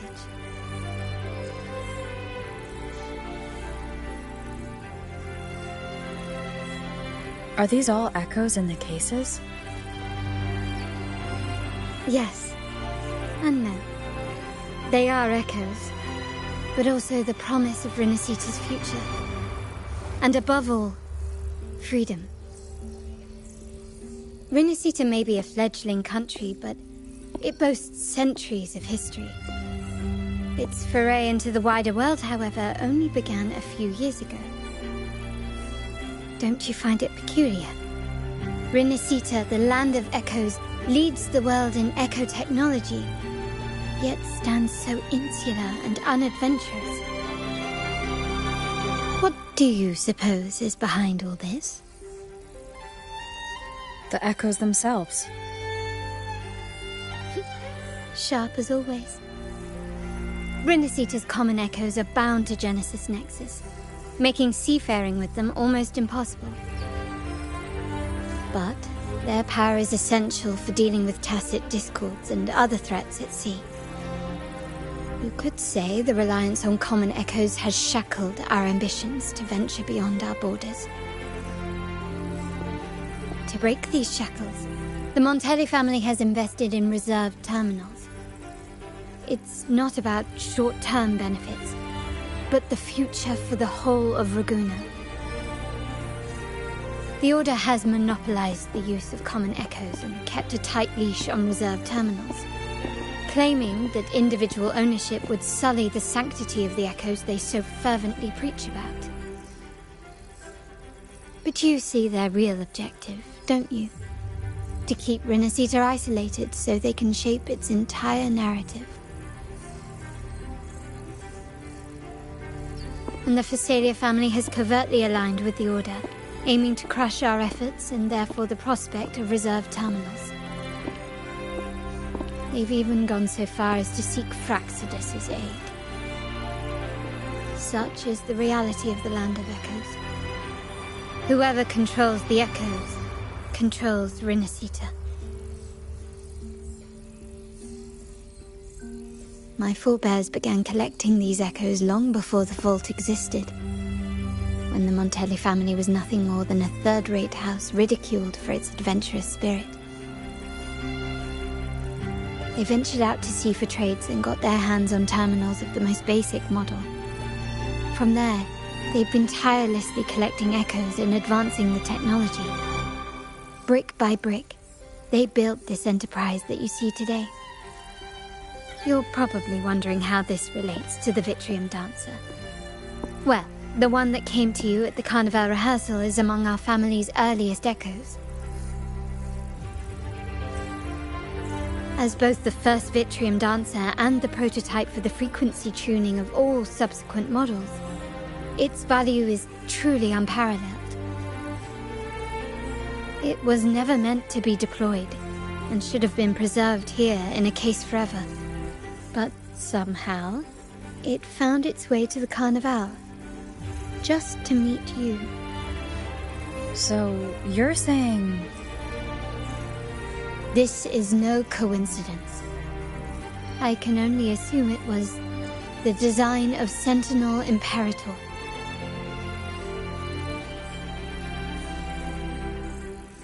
Here are some files about the Vitrium Dancer. Perhaps they can offer you some insights.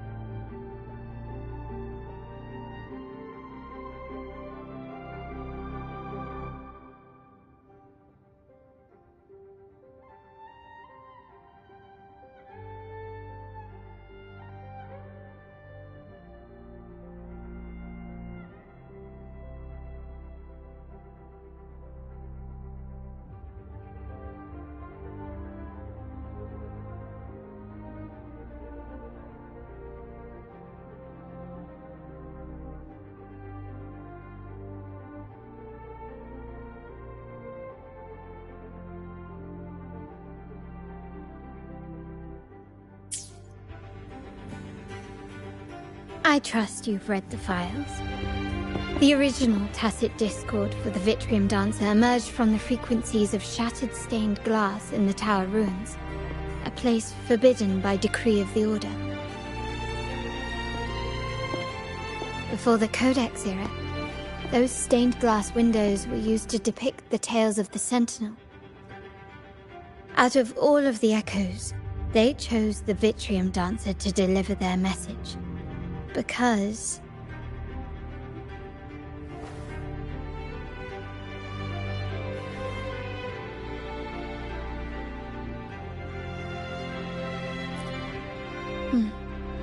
My thoughts exactly. The Order's secrets must somehow be connected to the Sentinel's fate.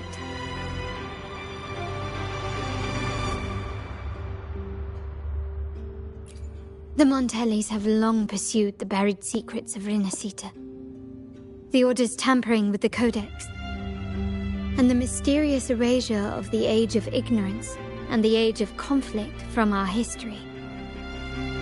If anything can break the chains around Rinascita and grant freedom to all, it must be the truth.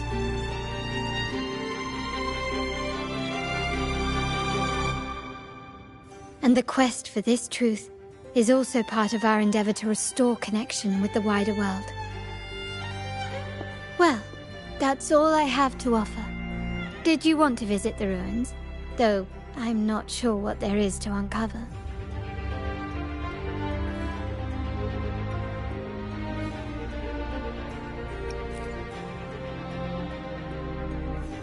In that case, I'll accompany you. The family will take care of everything else.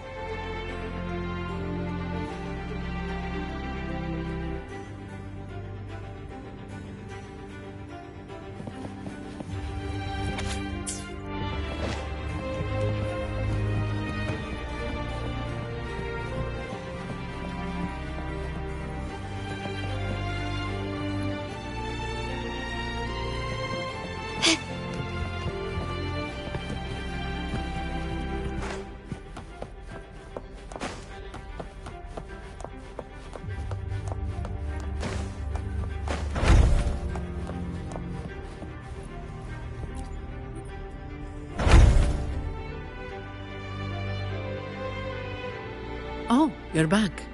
I've done everything you asked, Lady Carlotta. All the thugs trying to storm the room were handled. Yes.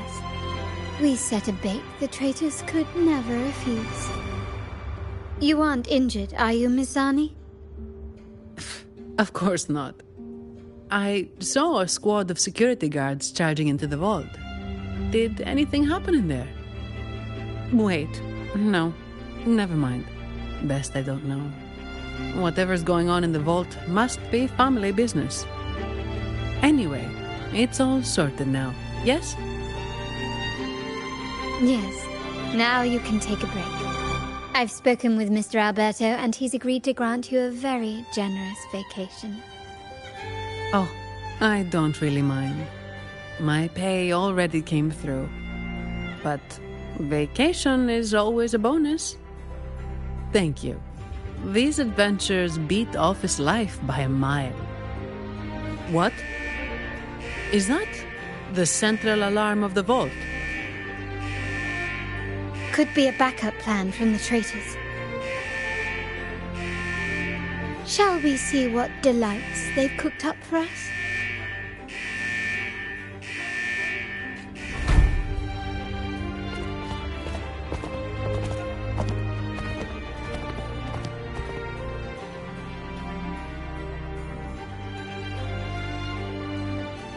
Lady Carlotta, we have a situation. The Guardian Echoes deployed outside the main entrance have gone rogue for unknown reasons. We've initiated Security Protocol 4, evacuating civilians and non-combat staff. Our security teams nearby are trying to suppress the Echoes, but... We are short-handed. Even the bank staff have been whisked away to the Carnival. Yes, Mum. If possible, could you authorize access to the Vault's Echo Collection? That won't be necessary. I'll address this personally. But your safety. Don't worry. I've got her back. I'm with the bank's security team, and I've handled my fair share of these emergencies.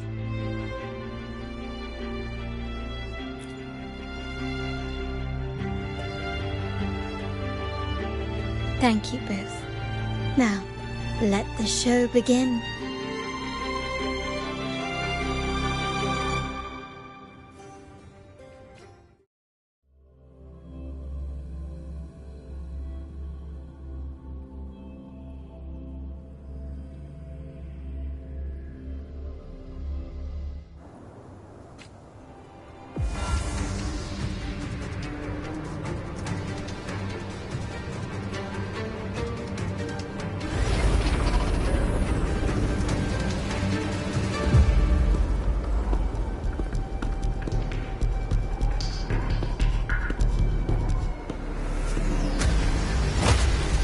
Make it quick and clean. Copy that.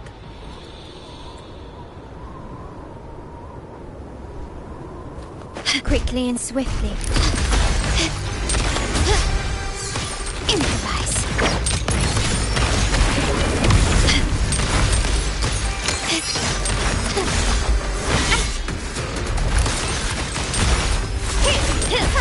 Not even close. Such stubbornness.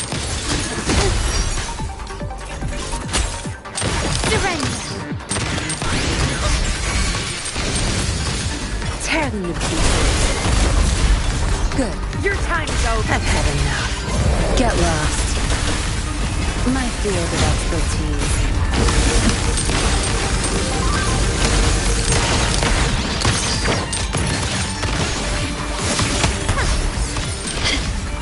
Can you keep up?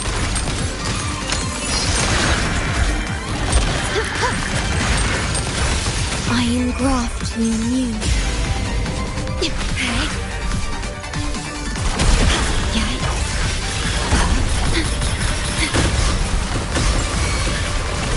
Loading. Tear them to pieces. You'll pay for this. Leave it to me. Stand down. Glory demands more.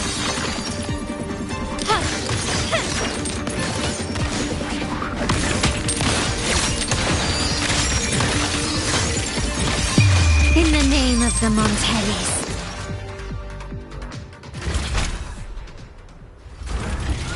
Mizani, do you mind handling the cleanup? I'm sorry, I just promised you a vacation. But looks like it will have to wait. Oh, it's fine. Just a bit of extra work. I can't stand by and watch my colleagues getting hurt. Besides, you have bigger things to worry about. Just let me handle this.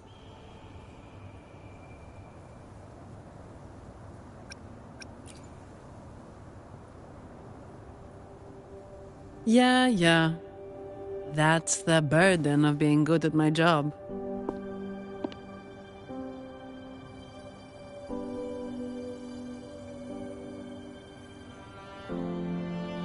There's more to this attack than it seems.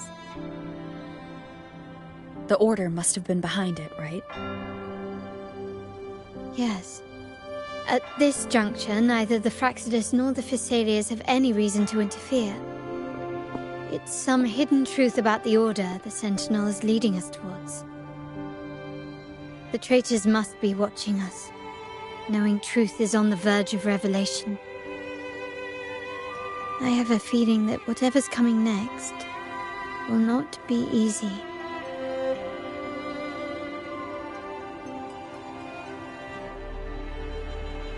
A wing ray. Let's hitch a ride, shall we?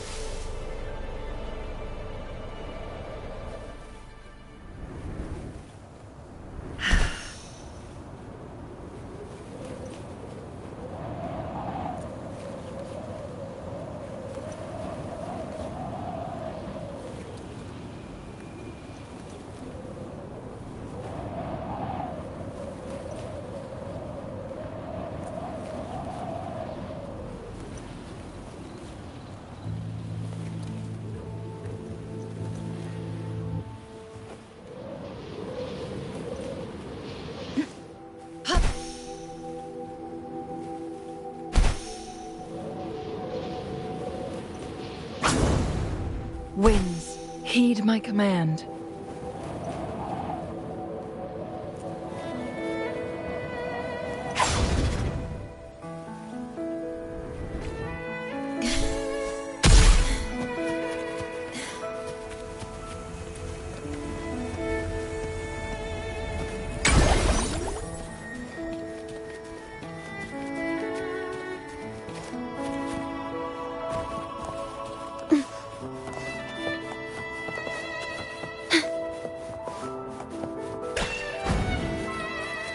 We're nearly there.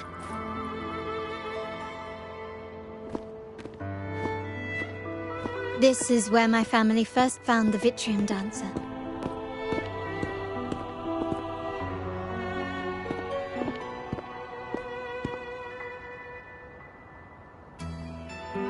What do you see in the shattered stained glass?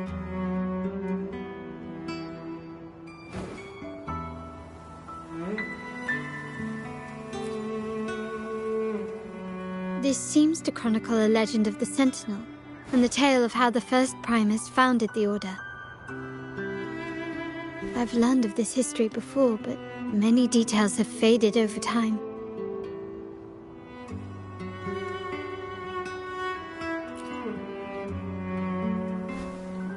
Well, art investment is one of our family's key ventures, so I've naturally picked up a thing or two along the way.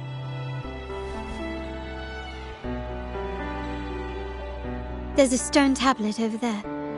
It might offer some clues about these stained glass images.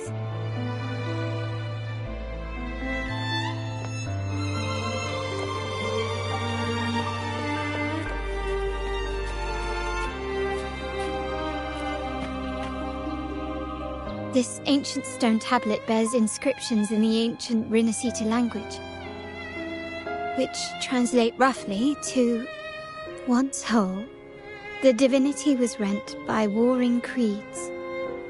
From their holy wounds sprang the curse of dark tide. On this day shall I depart. Though the woes of Renacita yet endure, the shattered divinity hath chosen their herald. On the grandest of days, the maiden, crowned with golden laurel, shall commune with the divinity. Thus she becomes the prophesied, enlightened one, through whom Renacita's woes shall end. Seems to be some sort of prophecy. We might have to piece together the clues from both the stone tablet and the stained glass to unravel the secrets. These ancient relics that spawn tacit discords often carry special frequencies, likely the key to restoring them. Let's use the terminal sensor to reconstruct their frequencies and align them with the tablet's inscriptions.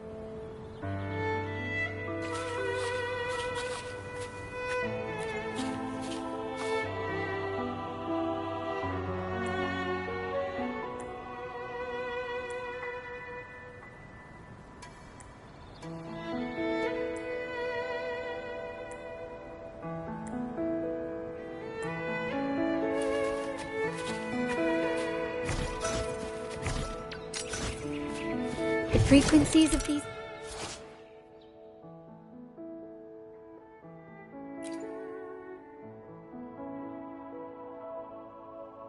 images have been reconstructed. Now we only need to assemble them onto the stained glass. The last step to uncover the secrets.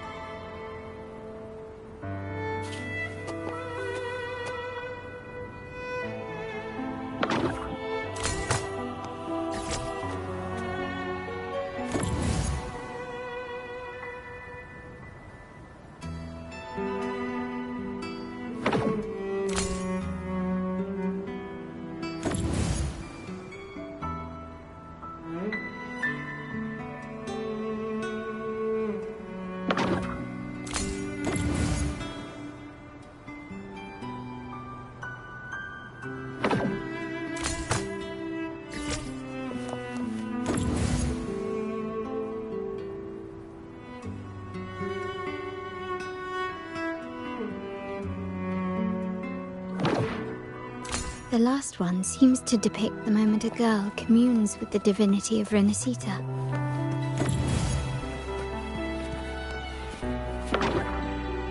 This seems to depict the people of Renacita torn into two warring factions. This one shows a man in Primus attire, wielding a lantern-shaped relic to dispel shadows and the monsters within.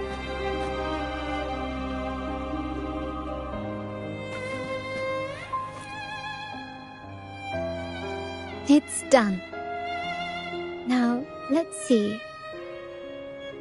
Looks like these stained glass images recount a tale about the divinity. Wait. What is it? It's just... the content is rather peculiar. I'll translate it for you.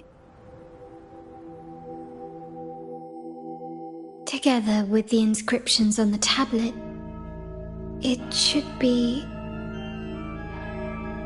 In the earliest days of Renacita, there were two divinities.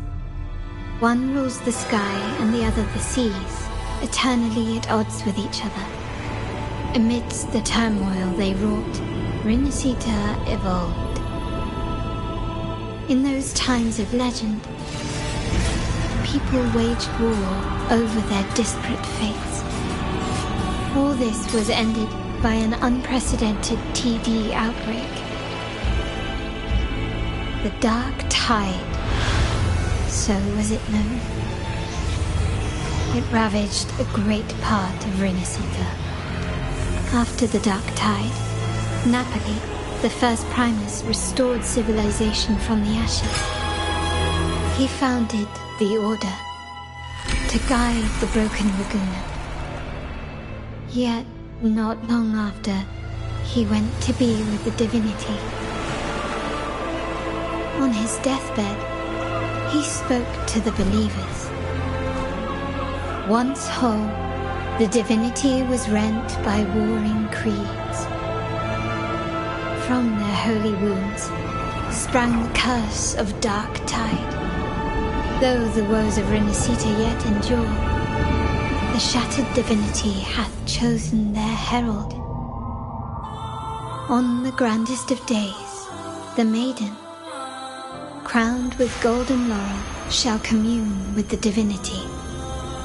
Thus she becomes the prophesied enlightened one, through whom Renacita's woes shall end. Then, the divinity shall return to its true form, and Renacita, under its glory, shall be a paradise, free of suffering.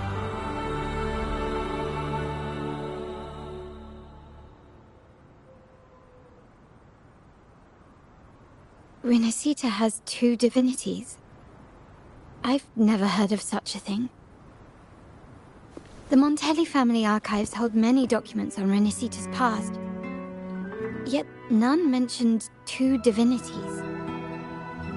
In Ragusa, the common belief has always been that Sentinel Imperator is the only divinity of Renacita. But if the images on the stained glass window were fabricated, why would the Order deface them and declare this tower forbidden? There's only one explanation. These are not fabrications, but buried truth. If this is indeed the Order's doing, we must leave here immediately. North of this tower is an island. It should be beyond their reach. Once we get there, you will discover another truth the Order has buried. Watch out!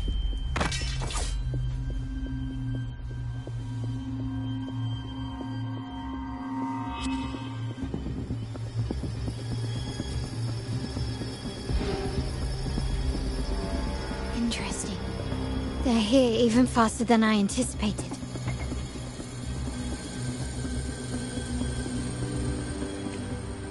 Apparently, the Order believes the images on the stained glass to be real. They wouldn't even hesitate to break their facade of neutrality, just to ensure we don't take the secrets out alive.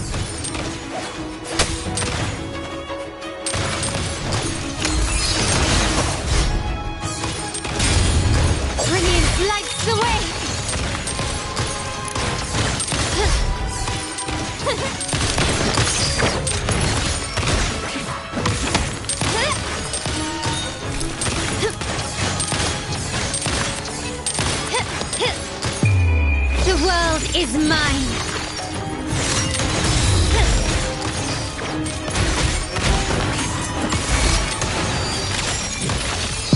In the name of the Montellis. Still recognize me?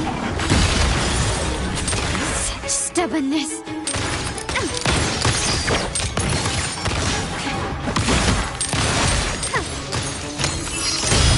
Can you keep up? The stage is set. Glory demands more.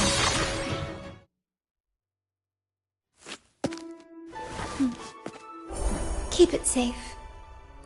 I'll handle the rest.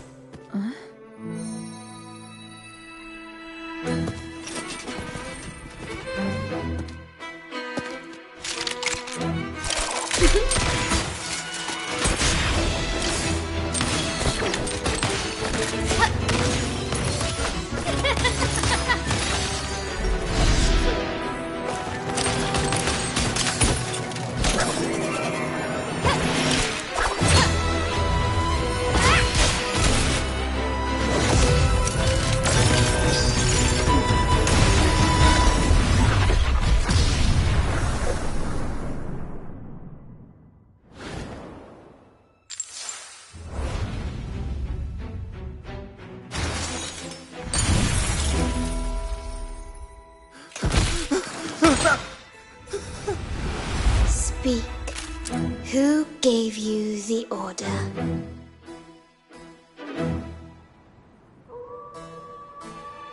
Look at what you've done. Distorting history. Usurping the Sentinel's authority and colluding with wretches.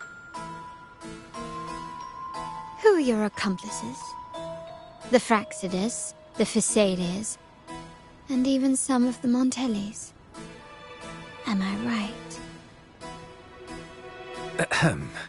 Well, I'm afraid I don't understand, Miss Carlotta.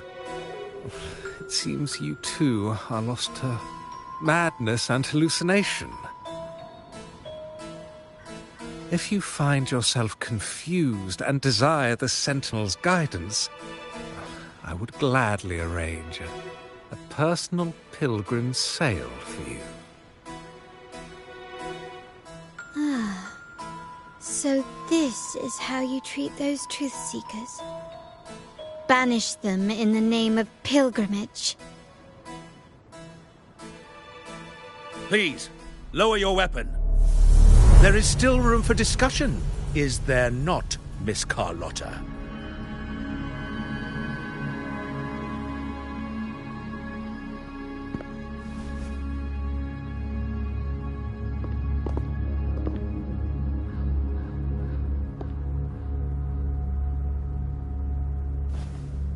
Stand down.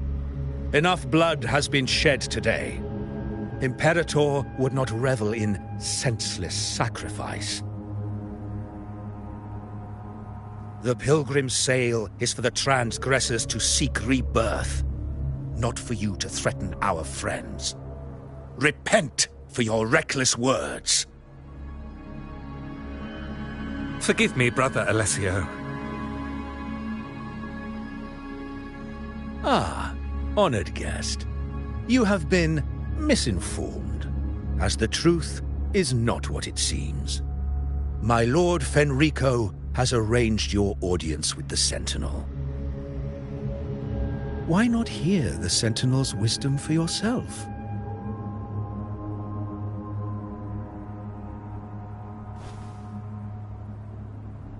Of course.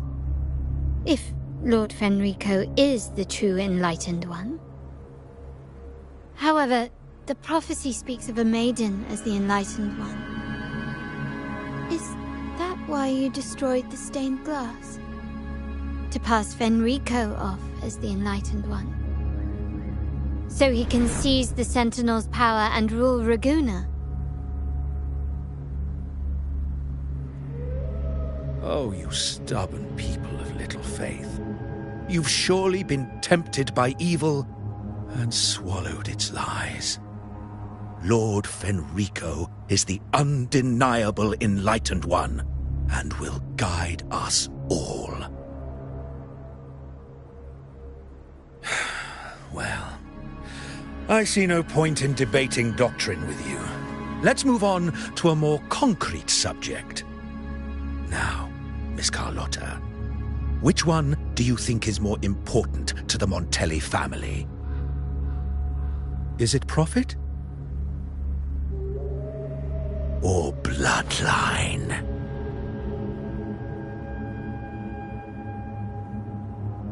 How? That's Uncle Capello's pendant. What did you do to him? Good question. What did we do indeed? Quite a faithful one he was. Wouldn't hand over this pendant, the emblem of his faith. But we managed to persuade him. Whether he should be deemed faithful now depends entirely on your actions. And you know what will become of him if we decide his devotion is weak and unworthy.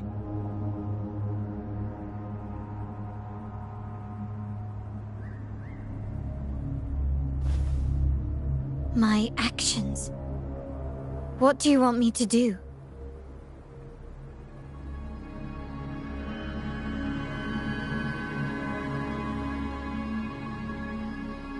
Raise your weapon, faithful Carlotta. Choose wisely now. Where shall you aim? Whose heart will taste your bullet?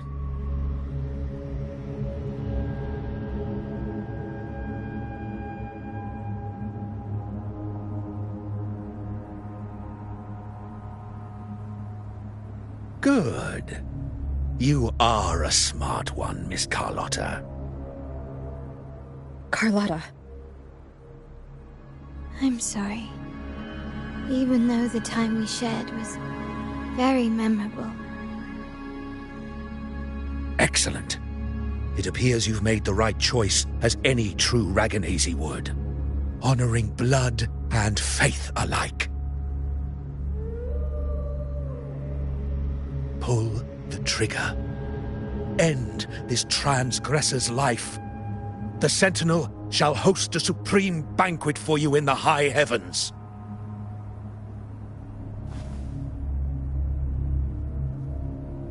Farewell. And may you meet your friends, where it all ends.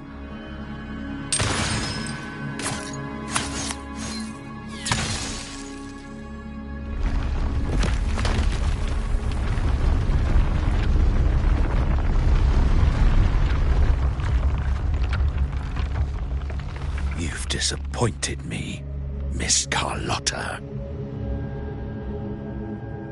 There's a saying in Raguna, even the finest bullet can miss.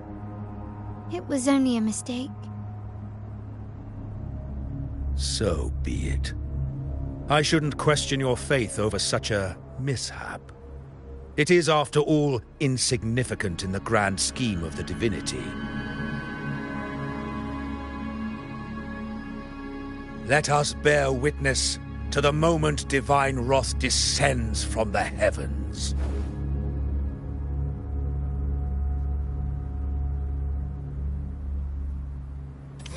That was close. I really thought the bullet was coming for us. So, was it all part of your plan? We were improvising. Then you two sure have great chemistry.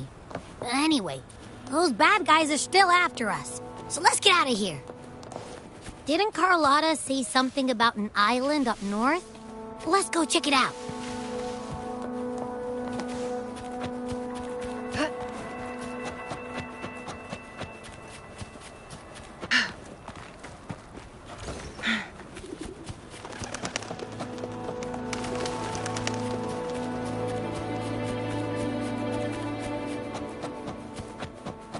Guests of the unkind.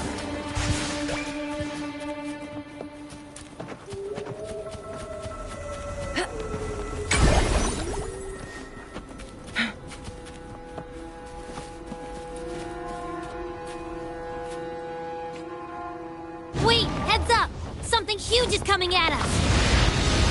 Watch its flames! Quick, get to that clearing!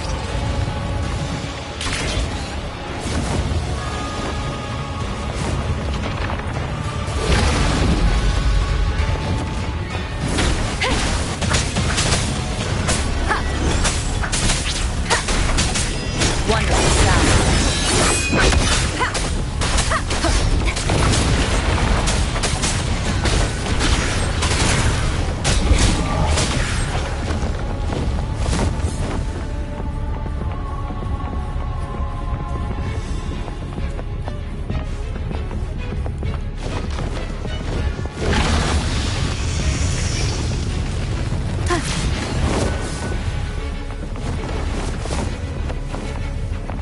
Leave it to me.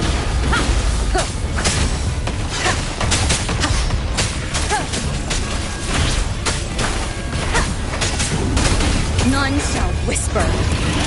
Wonderful sound.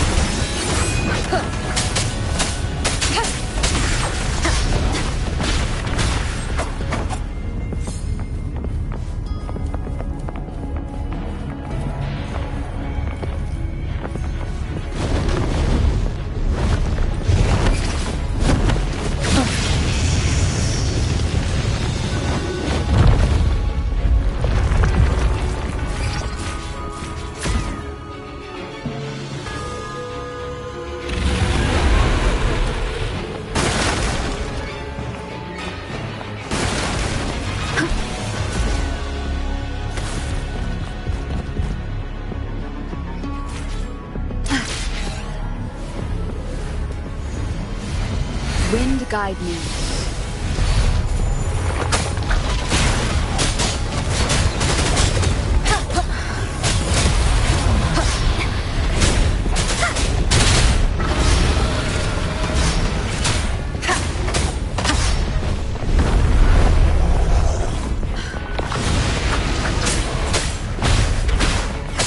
Wonderful sound.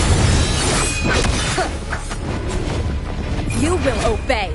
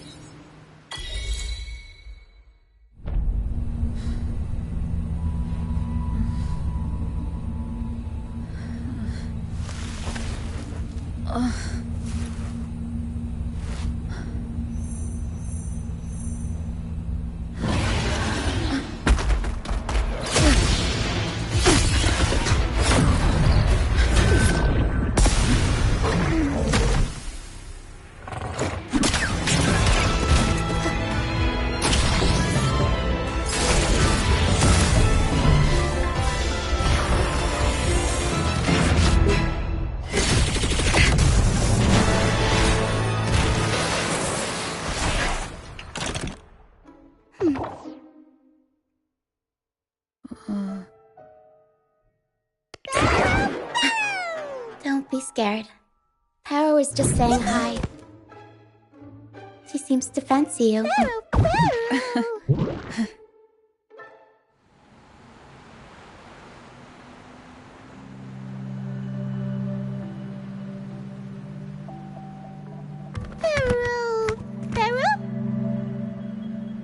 I'm not exactly one for formal introductions, Paro.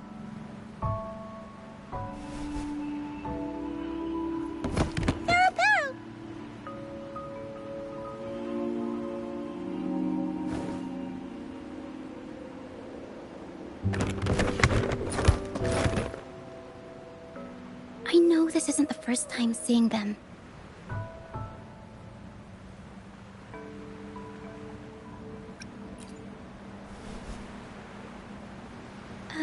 Hello, I'm Lucia.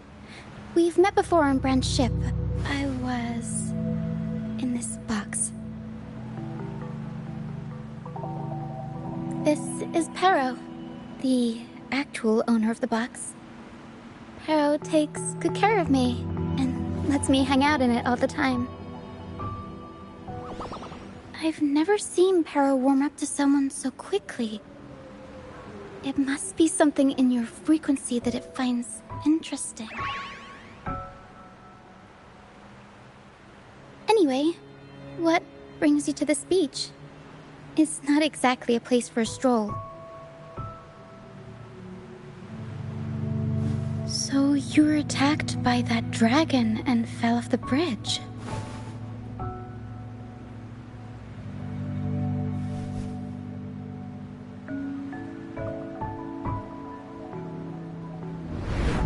I'm guessing it was Abby who saved you. It probably exhausted itself and retreated back into your body to rest. I can still sense Abby's frequency, even if it's faint. What triggered Abby to come out? Something it could absorb? But then, why didn't it work?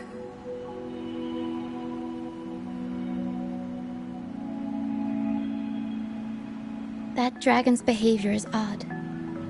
It never leaves its territory.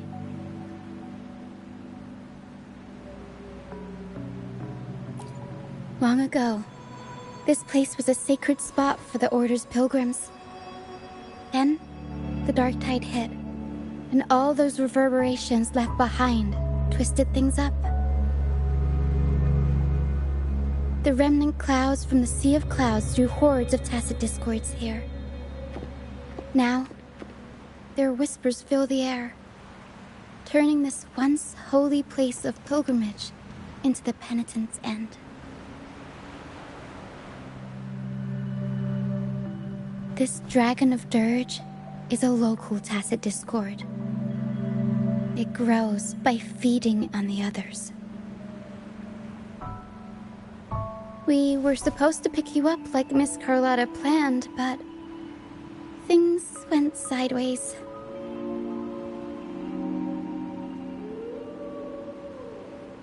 The truth Mr. Carlotta wants to show you lies somewhere on the Isle. But this is not the best place to talk. The mist is thickening, and rain is coming.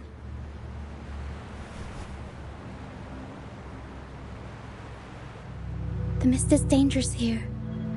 It traps reverberations, and when it collects enough, they quickly form into tacit discords.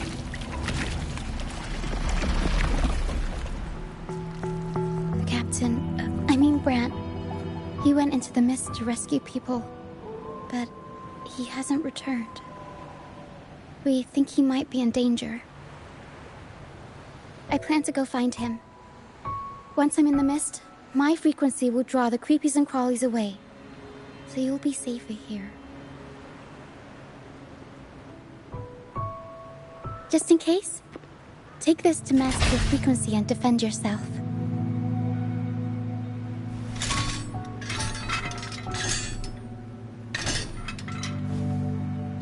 Ta-da! Fireworks pistol. One shot and it'll send the tacit discords packing.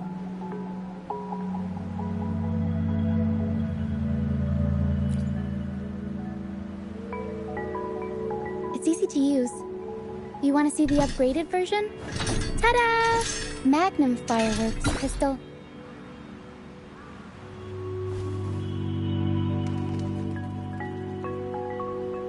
Use it to protect yourself. Our troop will bring you to our base soon and tell you the truth we've uncovered. I'll join you once I find Brant.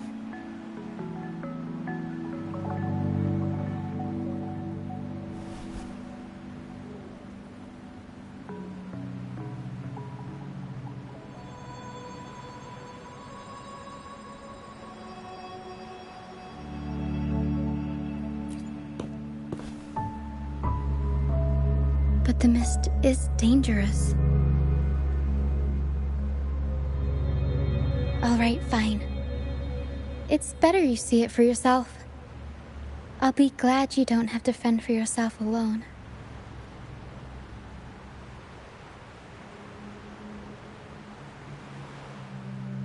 See that lighthouse?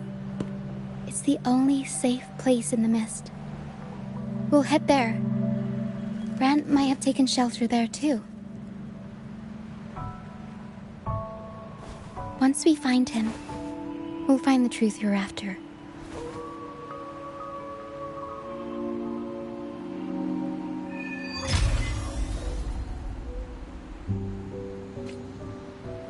The area up ahead is where the sea mist is thickest. Try to avoid the dark phantoms in the mist. They could turn into tacit discords at any moment.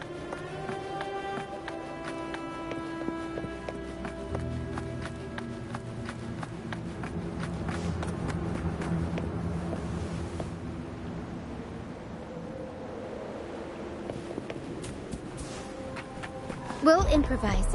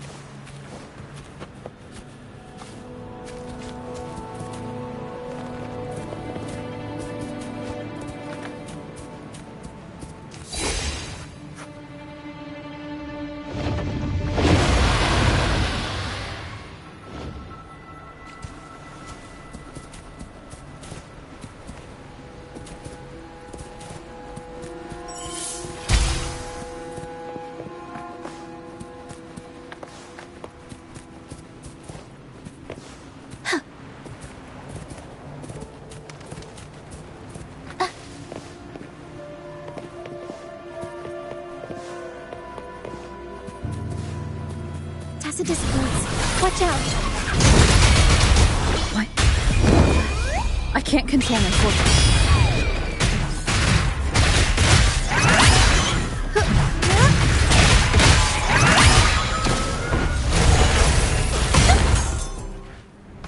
The high levels of corrupted remnant energy in the mist are disrupting our frequency stability. I can help with that. See, fighting here is a bad idea. Let's just try to avoid any threats for now.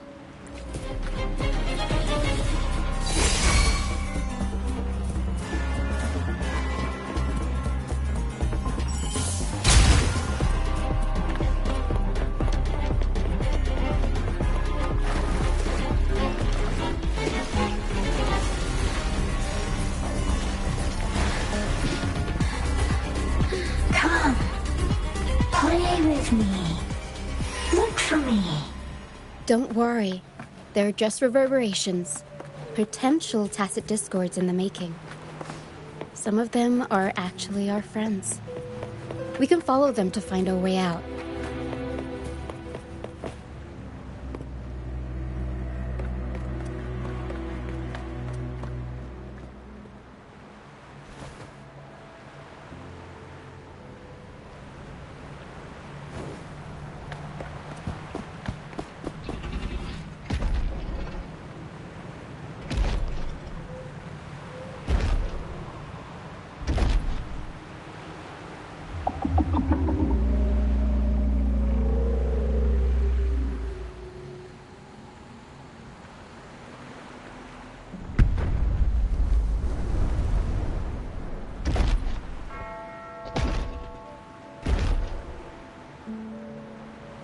Did it lead us this way because it sensed the dragon?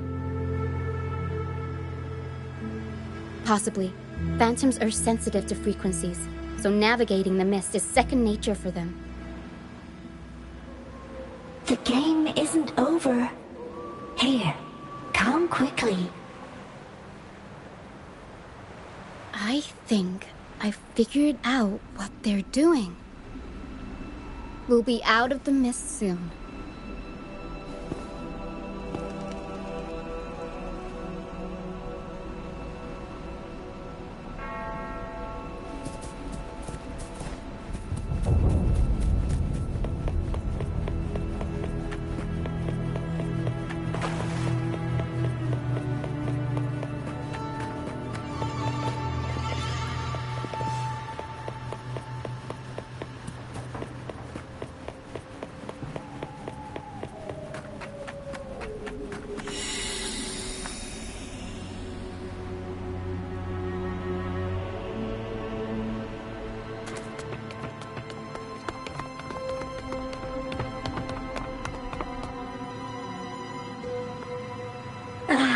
Rochia, you found me.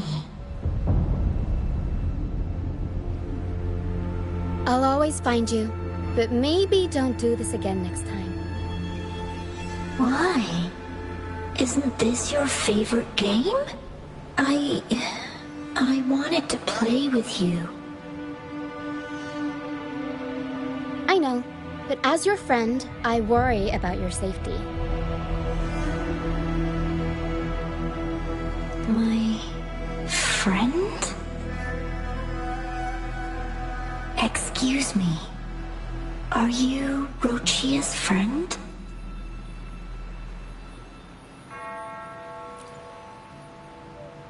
Ah, how wonderful. You're not alone anymore, Rochia.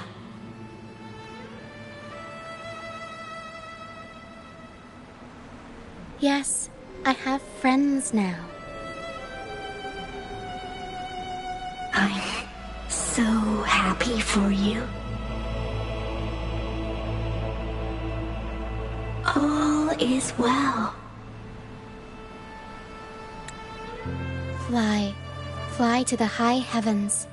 We are born free, and our souls will soar even in death.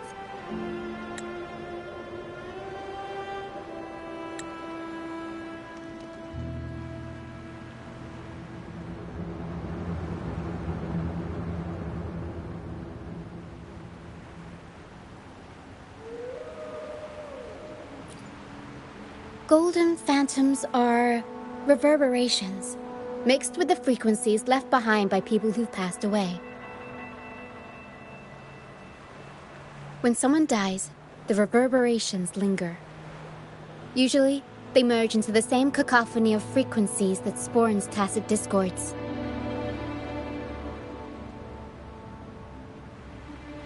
But sometimes, a trace of their final will remains, and the mist shapes this into phantoms.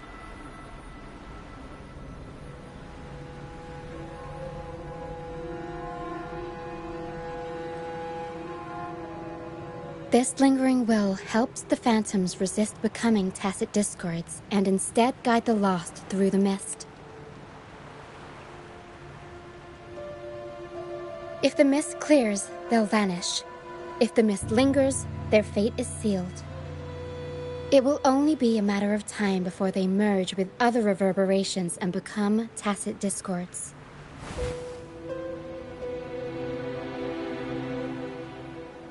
Their final frequencies tend to cling to certain objects, like this Lucianite here. I collect them as proof that they once lived.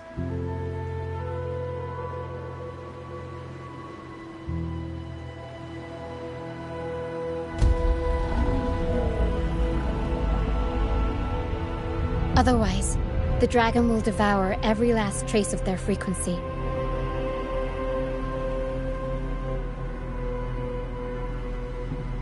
The mist is thinning. That stranded ship ahead looks like...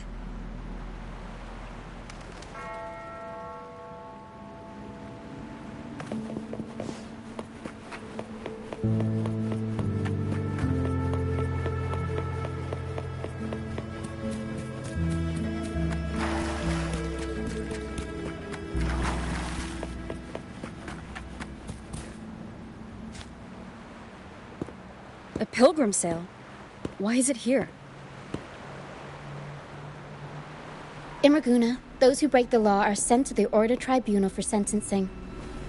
Those who violate the sacred doctrines are branded as fools and sent away on the pilgrim sale.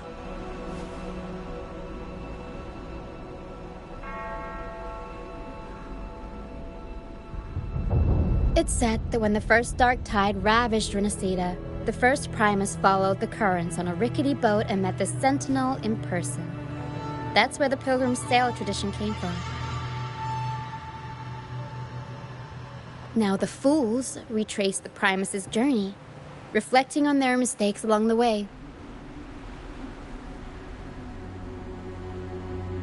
There's a strong undercurrent around this isle, likely caused by that first dark tide. It drags all pilgrim sails here unless the ship's course is altered.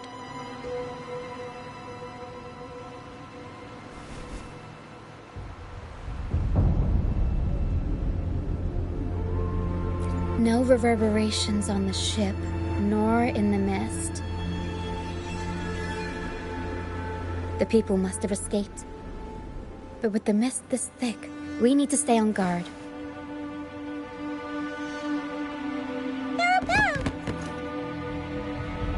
This way. Head to the lighthouse. I hear the sounds of fighting. Watch out. Tacit discords are gathering. Looks like our brief intermission is over. Time to let the ghosts have their moment on stage. Come on then. Let the flames of battle ignite our souls. Is that Bram? Only Bram would call them ghosts with that kind of flair. It must be him. But I can't tell where he is in the mist. Anyway, let's deal with the trouble here. The show's over, ghosts. Time to take your final bow. Watch your back. A marvelous shot. You've earned your stripes, first mate. You're welcome. But if you tilted your head just 10 centimeters to the left, it wouldn't have been the Discord's head that got popped. It'd be yours.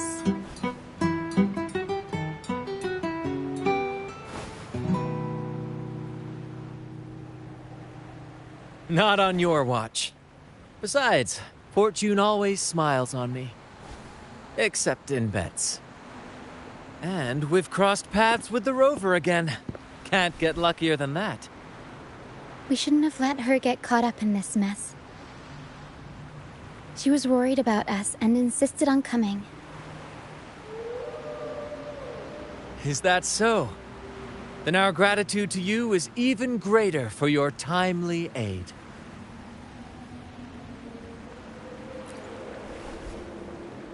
To find the brightest truth, one must delve into the deepest shadows. Such bravery deserves to be hailed, my friend.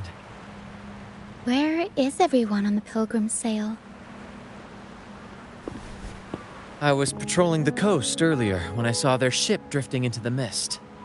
Time was against us, so I departed alone without alerting the crew. Thank you. Don't be afraid. You're safe with us. You've got some skill, you know, holding your own for so long in a trial against the Tacit Discords. Trial? I don't buy into the Order's nonsense. I've worked hard all my life and stayed true to the Order's teachings about forsaking earthly pleasures for divine favor. And what do I get in return? Heavier taxes.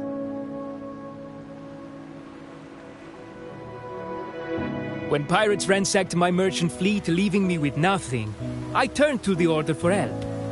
They said it was a divine trial and left me to rot. I stood before the Sentinel statue, asking if my suffering was really their will. But all I got was silence. Why should I wait for peace in the afterlife when I could be living for today? How is that a crime? As for salvation, I don't believe in it. And I certainly don't need it. Here's a proposal. How about joining our troop? We are wanderers adrift upon the seas. Or perhaps you're more familiar with the name, the Troop of Fools? The Troop of Fools? Could it be? Yes, we are, like you, by the Order's decree, marked as fools. Fools on the pilgrim sail often meet their demise in a storm, or they're swallowed by the waves. Even if they do survive, they still face hunger, thirst, and the unforgiving wrath of nature. Maybe it's luck that brought you here so swiftly, and unharmed at that. Look around. This is all that remains of the pilgrim sail. This is always their final destination, where the fools meet their end.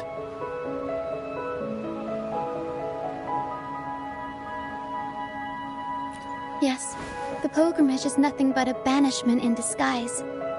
The path to salvation they speak of doesn't exist. Otherwise, how could this once sacred place now look like such a hellish wasteland? Wait. Sacred place? No wonder the others were talking about it on the ship. They believed the Order's promise that prayers at the sacrificial arena would grant them forgiveness. They must be heading up the mountain now. I didn't expect their faith to lead them that far. If only they knew it was just one of the Order's lies. Captain! First mate! We're here to help! More hands make light work. I called in some help to escort him back to the base once the mist cleared. Ah, the first mate's foresight is unmatched, and the three of us can head up the mountain. But beware, my friend. By the end of this pilgrimage, you will witness the Order's cruelest deceit. The dangers ahead will only intensify. Please, save them. I hope it's not too late. Don't worry. There's more to our troop than you think.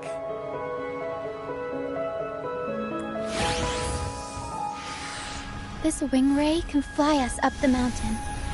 You two go first. You'll find I'm very convenient to bring along.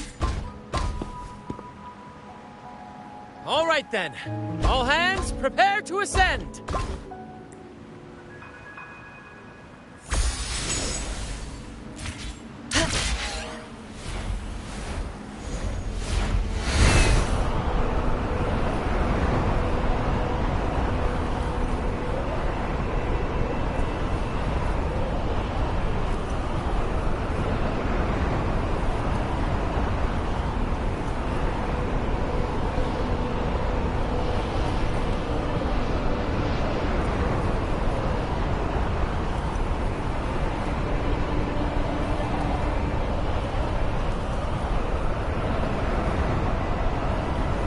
Tacit discourse incoming. Stay alert, everyone.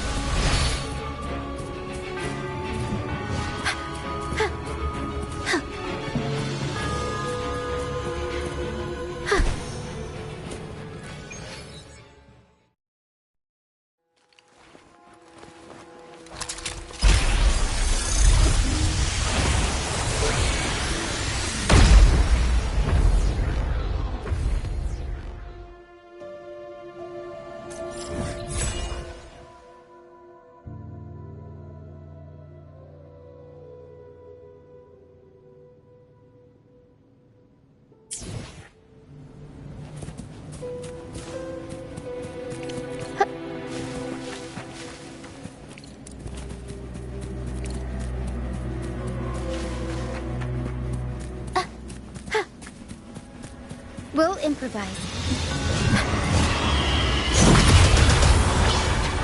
Mamma mia!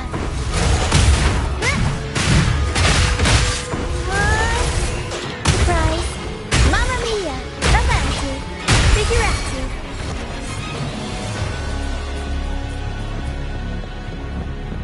These are human footprints. Looks like they're heading to the arena. This is the only way up. Let's pick up the Be gone, you vexing wretches! Sacrificial arena's right there. Let's take them down in one blow!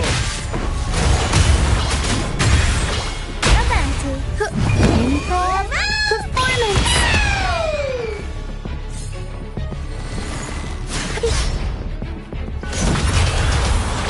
Mamma mia.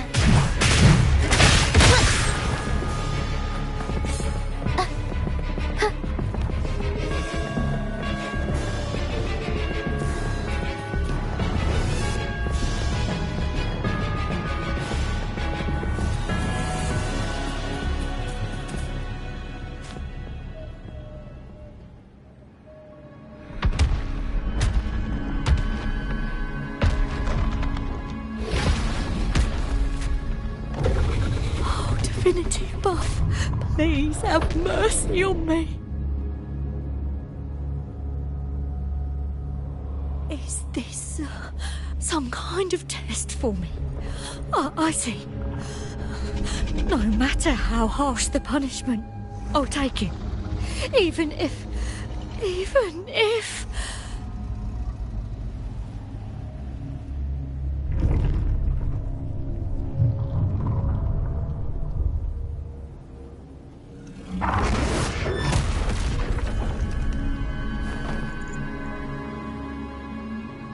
Even if it means death? We've never done anything that warrants paying with our lives.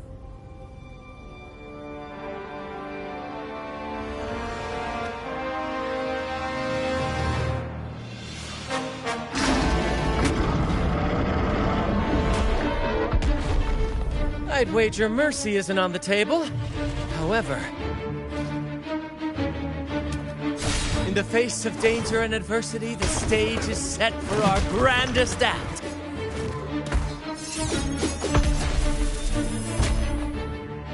Brant, you handle the tacit discords. I've got the dragon.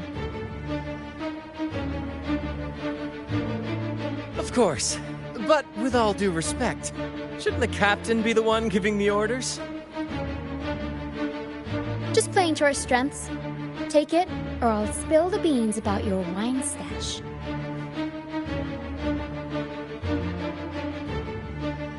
Why, aye, first mate.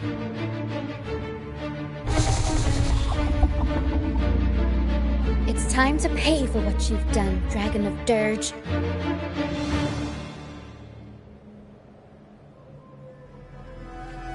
We'll improvise. Leave it to me. I am graft you knew.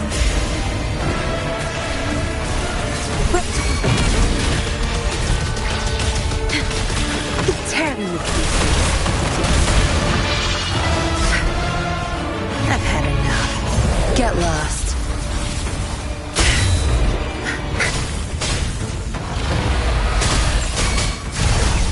My field of expertise. Tornado nuclear. Mamma mia. Figure out. Improv. Performance. I'll warm up the crowd. Leave it to me. Astral modulation. Perish. Tear them to pieces. Abstract, the stage is yours. Mamma mia.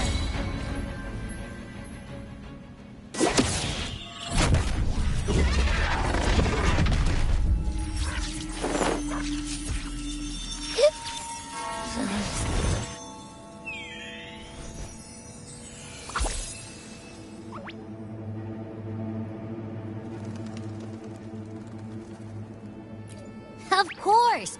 You think that little lizard could take me down? I just took a nap after eating its frequency.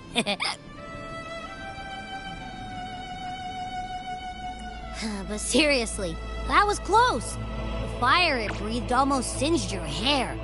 Good thing I was here to back you up. As soon as I realized it was a tacit discord, I went for it and ate its frequency. Piece of cake. But I gotta say, It was a pretty hefty bite. I swear, I chewed it up, but it was hard to swallow. Like, it wasn't the taste, you know? More like my digestion's been a mess lately.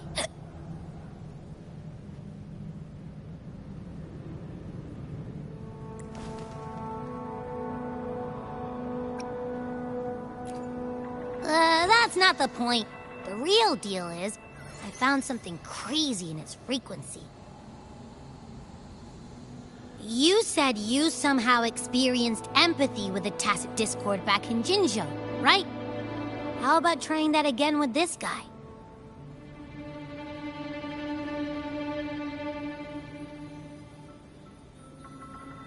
Trust me, this could be our big break.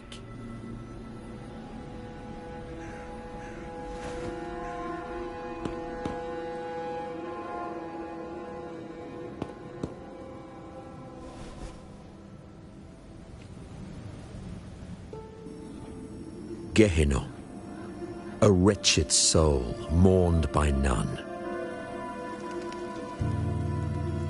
You are reborn to fulfill our sacred rite, illuminate the path of salvation. Become the fiery hand of judgment, purging all transgressions. Cleanse every soul ensnared by their own indulgence. Those who cannot withstand the trial by fire shall forever be barred from our pure land.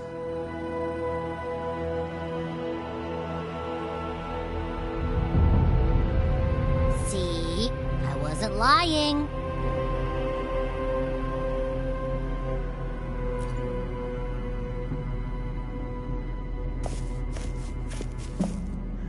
Tacit Discord's frequencies are perpetually fading, inching toward their end. Their only way to maintain their existence is to consume other frequencies as food. The dark tide and mist enveloping this isle have drawn in countless Tacit Discords. Their frequencies should have been enough to feed the dragon. If what you saw is true, then the Order must have used some trick to control the dragon, making its frequency fade away faster than it should. That means they could be responsible for why the dragon began attacking all living beings, including humans. In time, it ended up becoming a harbinger of death. I found this during the previous battle. It seems the Fraxidus had their hand in this case as well. Oh, so you know them too. Seems we have much to discuss. Our troop usually earns a living by performing on the nearby islands. Sometimes we take on escort missions for merchant ships as well. That's how we first got acquainted with the Fraxidus. At first, they were just lurking about, raiding ships. But as the Carnival drew near, their actions grew suspicious. We noticed them lingering around a certain sea. Remember Cetus the Tidebreaker? The creature that attacked you when we first met? After we parted ways, we went searching for it to find out what had gone wrong.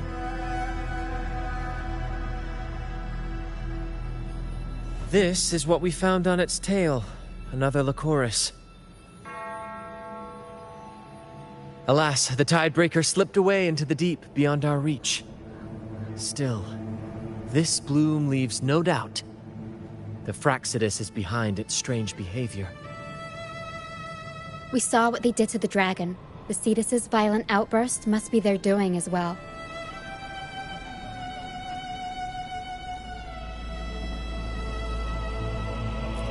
They say the Carnival is a ceremony to resonate with the Sentinel. Those who claim the laurel may be graced with a miracle, a direct communion with the divine. At first, we thought you were merely a curious traveler, intrigued by the Carnival and our Sentinel. But now, seeing how far you've come, there's more to your quest, isn't there? Our troop has always sought the laurel, and we won't sit back while others threaten the Carnival. If they're your foes, then our paths align. Remember I mentioned one of ours who once claimed the laurel? He wasn't with us when we first met. But once we reach our base, you can speak with him about the Sentinel. It won't be long now. After such an adventure, a well-earned rest awaits.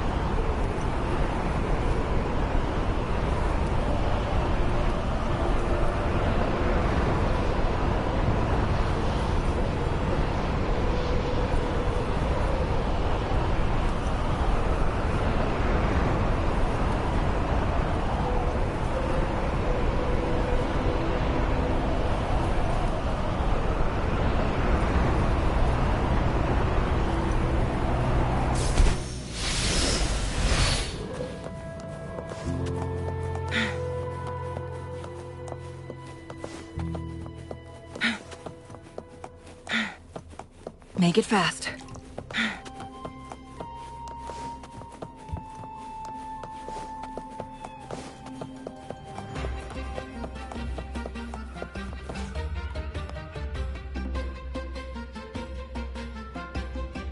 Here we are, ladies and gentlemen. Allow me to present to you our sanctuary. A haven for all the surviving fools at the edge of the world.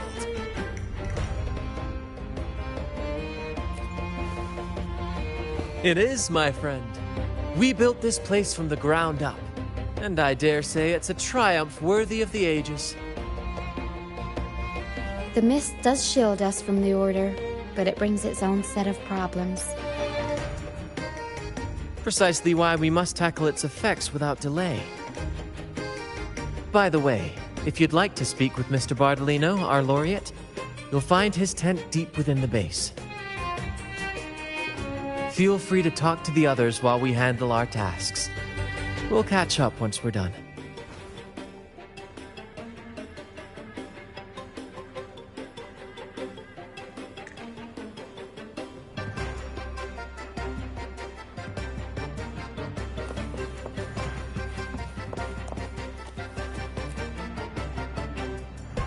Welcome back, Brent. I heard a lot of voices coming from the mist. It's scary. Don't be afraid, Morias. They're all friends from the troop. People we've sailed with. You said you want to be a captain, right? Sailing has its own trials. Sea monsters, storms, whirlpools, undercurrents, you name it. When such challenges arise, you've got to trust your helm and your crew. They'll stand by you through thick and thin. And your job is to guide them safely through it all, till you reach the journey's end. I understand. Everyone has been so good to me, always looking out for me. When I grow up, I'll be a great captain, and take care of them too. That's the spirit, kiddo. You've already got the heart of a captain, and that's no small feat. You're the captain of your own ship. Bravery like that deserves rewards. Here, take this. Wow! Captain Sparrow's legends! Thanks, Brent. And can I maybe have a sip of the stuff you like to drink? The troop strength? Well... That's a special brew for captains who face the fiercest storms. When you're ready, your own glass of troop strength will be waiting. Really? I'll work for it.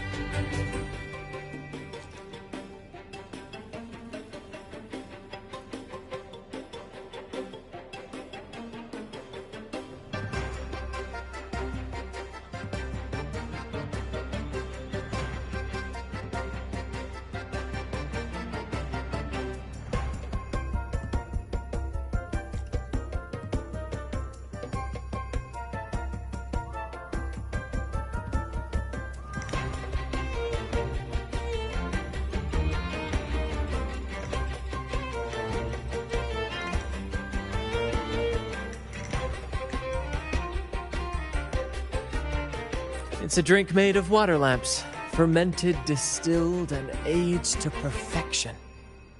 Not for young ones, of course. We brew it ourselves, each of us with our preferred strength. It's not worth much, but it's one of the few pleasures we can have here. Those who did make it have their own dreams to chase. Some will eventually leave to follow the call of their hearts, their silhouettes forever etched into the mist. We hope they find their promised lands. The troop may be a safe harbor, but it's certainly not the final destination of their journey.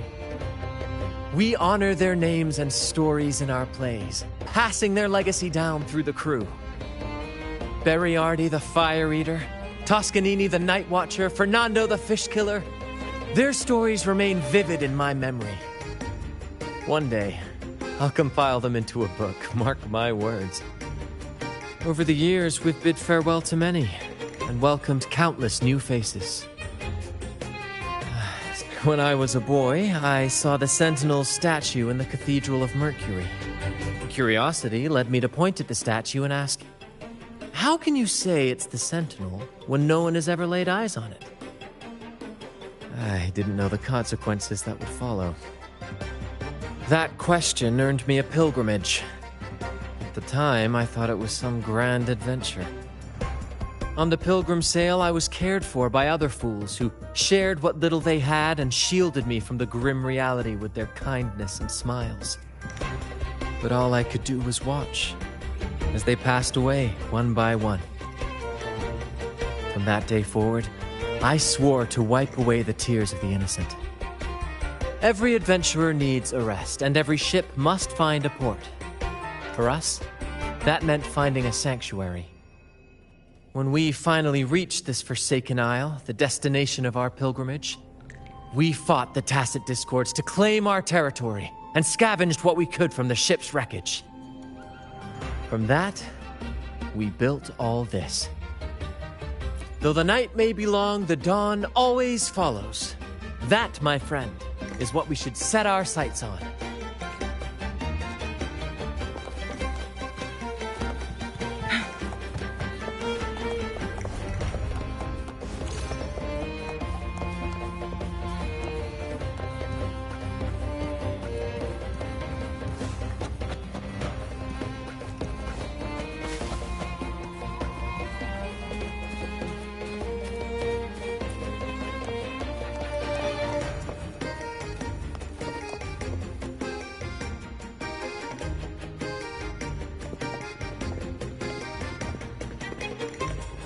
Relax, young man.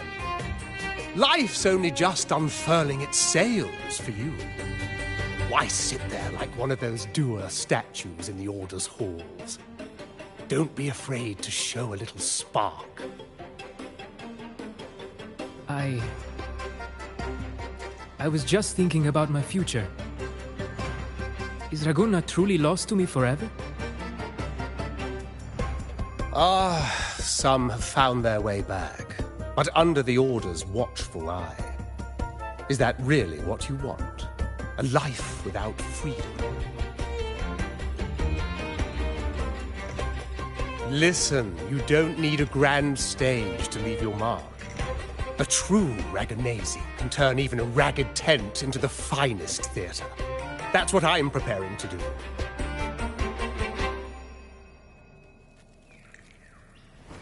I might be an old man now, but don't let that fool you. I was once crowned with the laurel, you know. You? Are you Mr. Bardolino? In the flesh. Ha ha ha ha!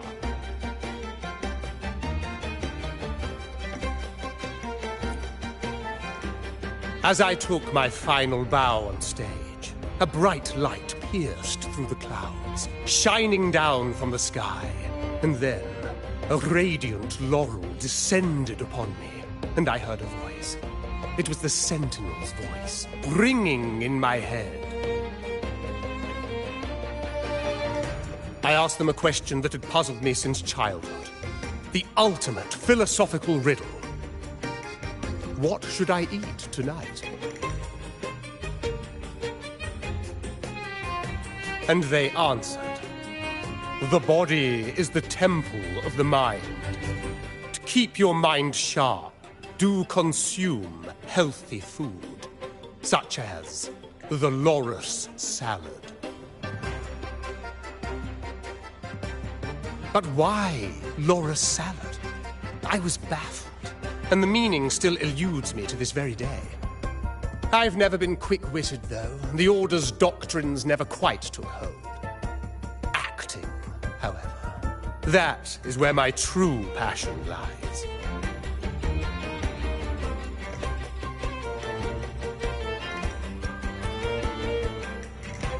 But why did a blessed laureate like you get banished by the Order?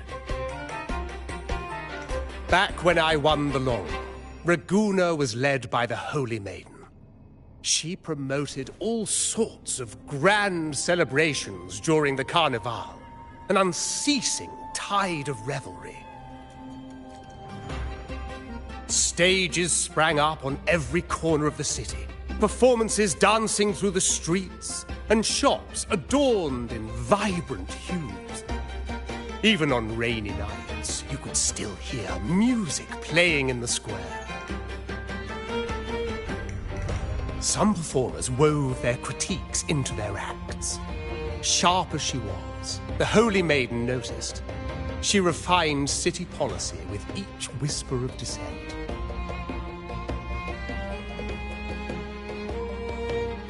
Those were the golden days, my friend.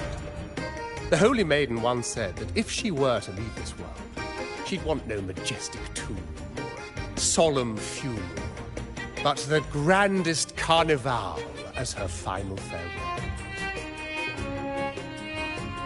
And then, she really did leave us. The current Primus took her place, and in the name of mourning the Holy Maiden, issued all sorts of bans on the carnival. But is that really what she would have wanted? The Order's grip tightened, and the carnival performances were reduced to dull, monotonous shadows of their former selves.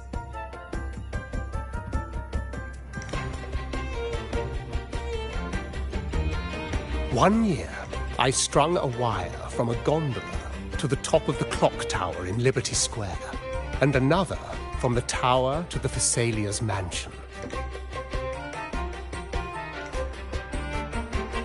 Then, I disguised myself as one of the LaGuardia to fool the acolytes, and climbed to the roof along the wire.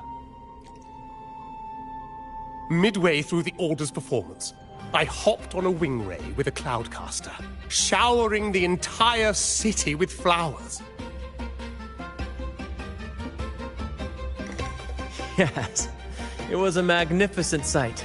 The wing ray soared higher than the acolytes could reach. They couldn't do anything but watch golden pink petals rain from the sky for 3 whole days.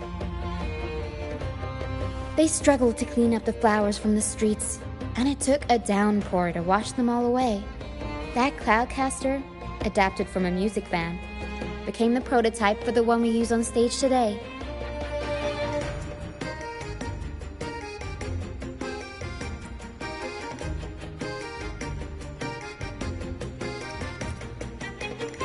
But that's all in the past.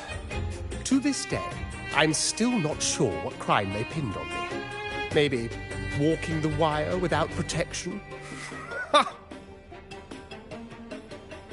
Anyway, I'm just an old relic now.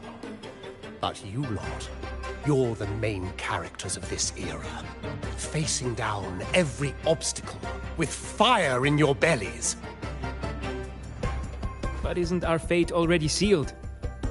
Without the so-called salvation the Order preaches, we're doomed to our banishment.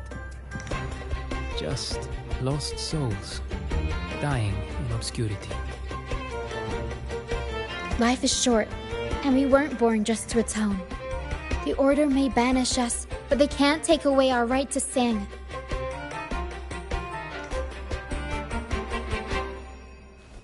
Death is one of many possible ends, but it's certainly not the worst. Perhaps being forgotten is what the Order wanted for us.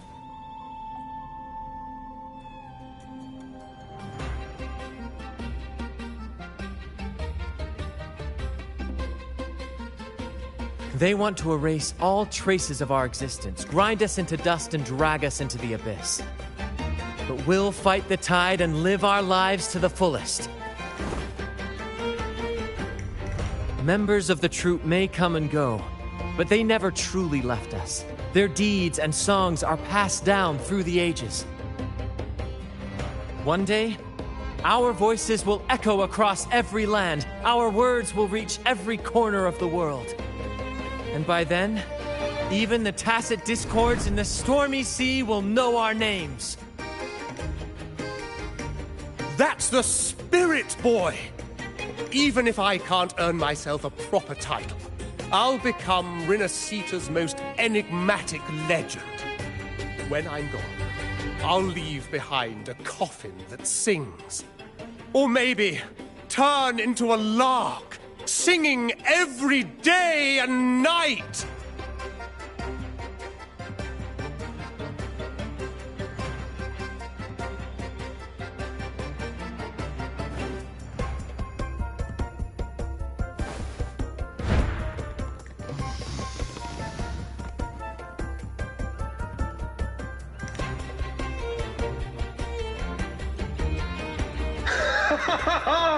What say you, Brad? Do you like this stage design? It could be used for this year's carnival.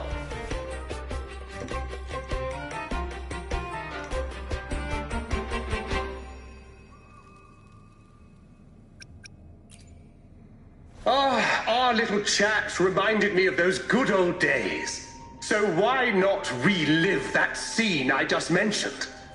I still remember that famous line. Even without wings, we can still soar to the heavens. Now that you mention it, that is a very good question.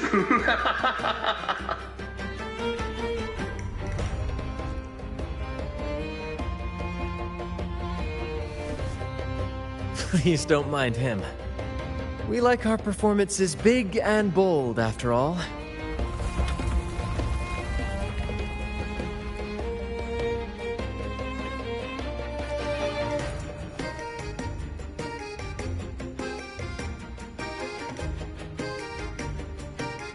That fight with the dragon probably messed with the mountain's stability. If Bardolino keeps moving around up there, it could get dangerous. We need to find a way to get him down, and fast. We might need your help with this. Tara should have some useful items in her box.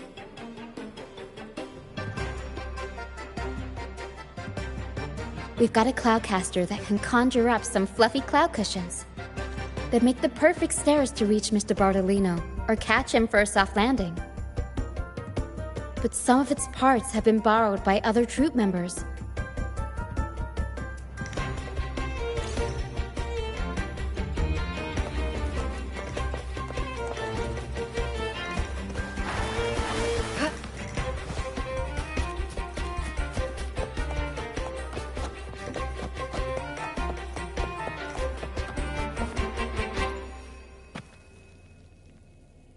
Sailors cheer as hearts ignite.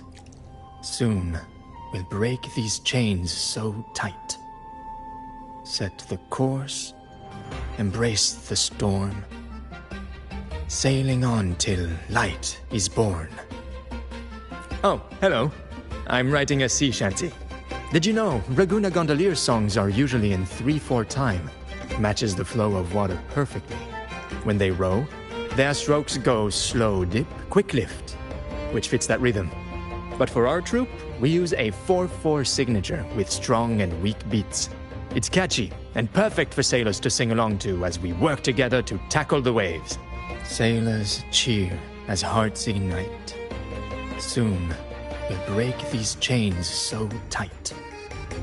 Set the course, embrace the storm, sailing on till light is born. Actually, boarding the pilgrim sail was my choice. I used to compose hymns for the Order. Sounds prestigious. But the same old rhythm and lyrics started to wear on me. Music should be alive. So, I decided to take the pilgrimage, believing I'd find new inspiration from the Divinity.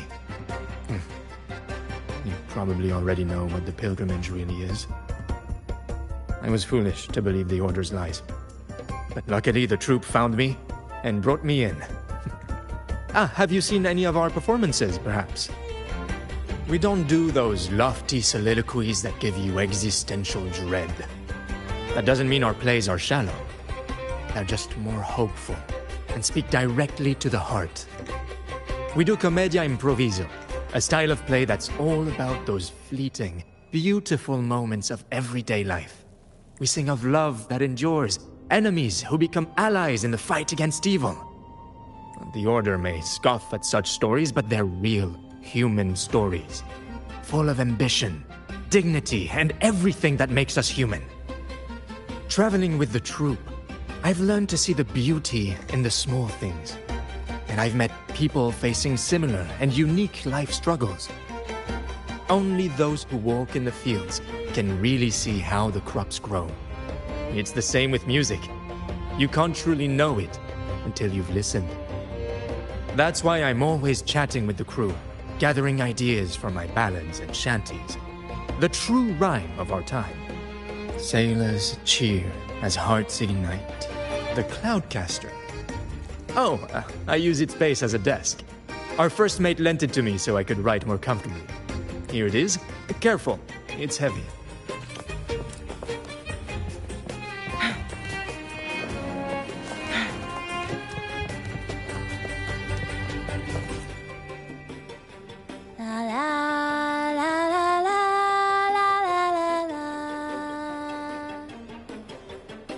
I'd rather be a wild flower, ignored by all in my own power, than a rose that bends and sways, bathed in grace, but lost in dismay. Isn't it obvious? I'm practicing for the Carnival. I'm the troop's soprano and helmswoman. Steering Rena Sita's echo ship isn't just about strength. It's about resonating with the echoes. After years at sea, I've learned that some echoes are sensitive to our songs and will react to them in different ways. The Order warns of sirens lurking in the stormy sea's mists, but they don't scare me. I'll show them who the real siren of these waters really is. I'd rather be a wild flower. Who knows? Ask the Order and they'll give you 100 reasons. I can't even remember how long I drifted on that pilgrim's sail, but the troop found me just in time and took me in. What's past is past. It's the present that counts. Let go of the bad days and enjoy the moment. This is the way to live, I'd rather be a wild cloudcaster. It does ring a bell. Here, the resonance unit. It helps me find the right pitch and rhythm. Works like a charm. You should give it a try too.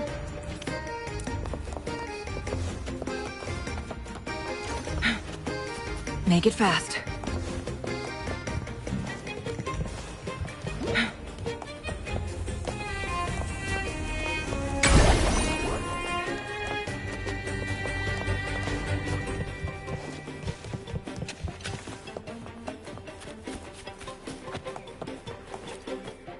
Come on, fish. Come to my net.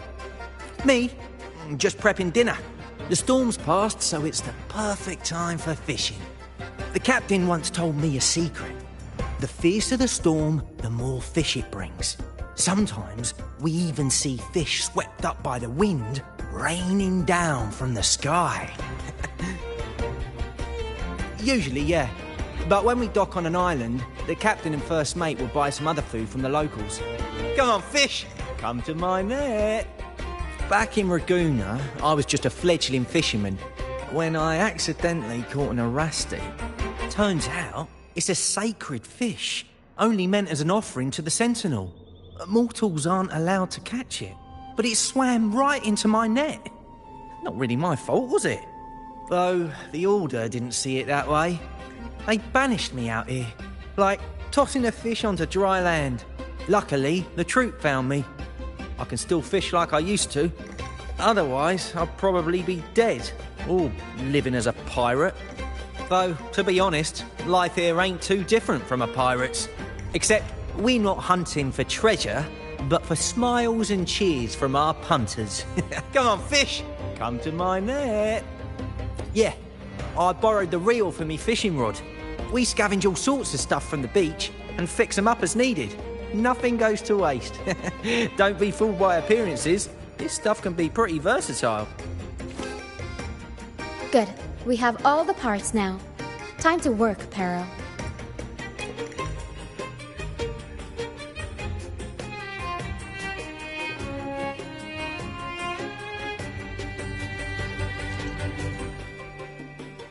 Everything's set for takeoff. Let's position a cloud cushion beneath Mr. Bardolino. Then we'll pop the balloons and bring him down safely. Although we might need a bigger cushion. The Cloudcaster's resonance unit responds to song. The louder our singing, the more powerful the effect. In that case... All right, friends, old and new, come and join this sing-along!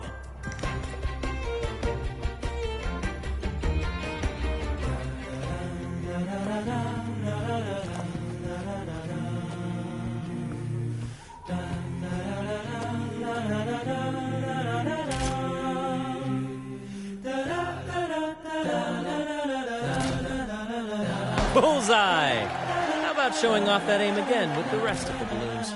Almost done!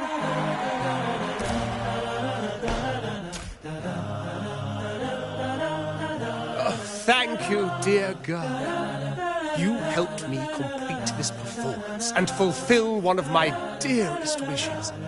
Please, I'll gladly give you my most prized possession.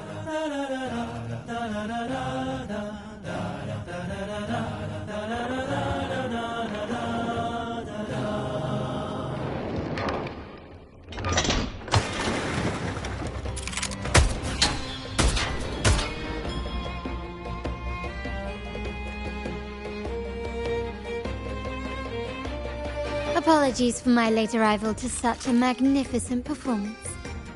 Did I miss anything? Oh my, oh my. What an honor to witness the beauty of our generous benefactor. Thank you, my lady, for rescuing this humble soul in his moment of need.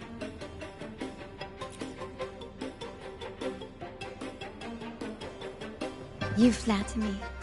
The family's protection extends to all who stand by us. Might I say what a pleasure it is to see you again, Miss Carlotta. You have my heartfelt gratitude.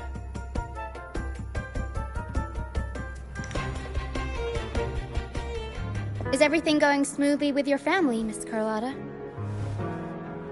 Yes, thank you. The Order's scheme was uncovered as planned. Uncle Capulet was rescued, and Grandfather has handled the rest. I still owe you thanks for improvising with me in front of that priest.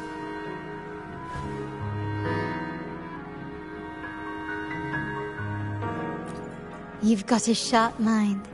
No pain, no gain, as Grandfather used to say. I'm pleased we're on the same page.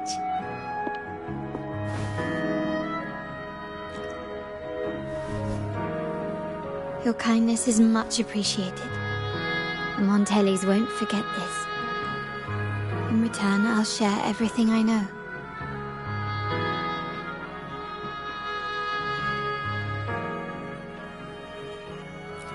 I believe you've noticed that the Order has been undermining the family under the guise of its doctrines. Alienation, monopolization, just a few tricks up their sleeve. Their true motives, however, run deeper. Their alliance with the Fractides speaks volumes. While we don't know the full extent of their conspiracy, one thing is clear. Their sights are set on this year's carnival. Carnival is likely where you'll find clues about the Sentinel.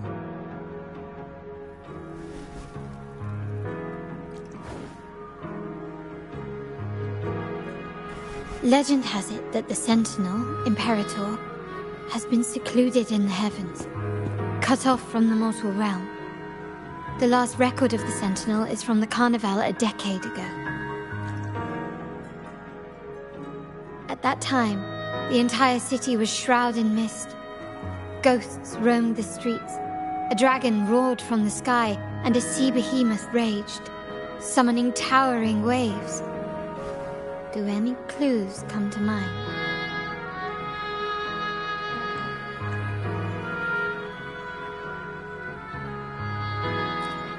The mist might be coming from the remnant clouds in the Nimbus Sanctum. Lorelei has the power to purify and control them, but the Fraxidus interfered. Remnant clouds corrupted by evil will disrupt Echo's frequencies. If the mist had spread to the city, it would have stirred the echoes into chaos.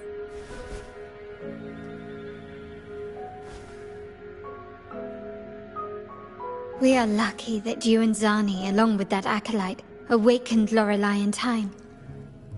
You prevented the mist from spreading and averted the waveworm. The Fraxidus must still be licking their wounds. At that time, the entire city was shrouded in mist. Ghosts roamed the streets. A dragon roared from the sky, and a sea behemoth raged, summoning towering waves. Do any clues come to mind?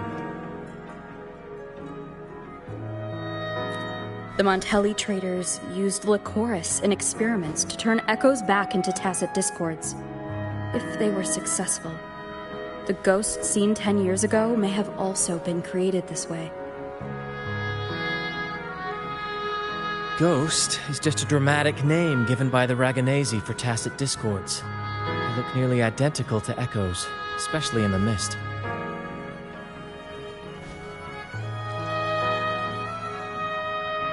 With your help, Grandfather has thwarted their plan. No corrupted echoes will appear at this year's Carnival.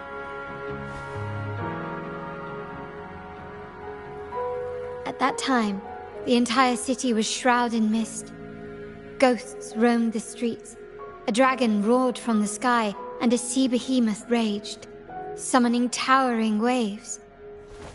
Do any clues come to mind? The Order has allied with the Fraxidus to control the dragon. From what I saw when I connected with its frequency, they might be planning to command it to attack Raguna during the Carnival. After the Tacit Discords took over this isle, the Order used them as an excuse to forbid any entry. It might be their way of concealing the dragon's existence. But without the Lycoris, the Dragon of Dirge is now off the table.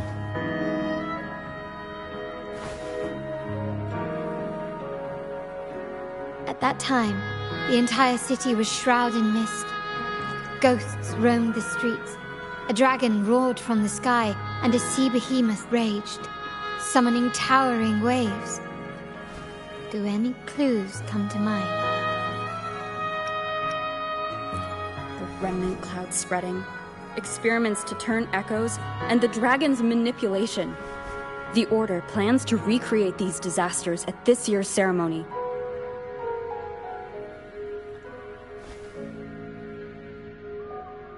The Order and the Fraxidus are allies. To prevent the Carnival's sabotage, we must stop them. But what is their motive?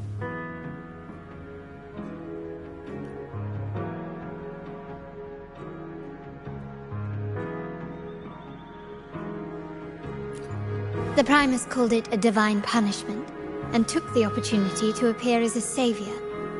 A perfect way to build legitimacy. The Order relies on the people's faith in the Sentinel.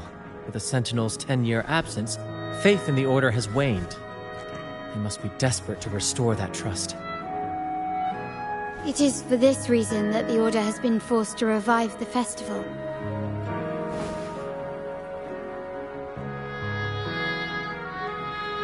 Let's consider the implications. If the Carnival proceeds unhindered, how would it affect the Order?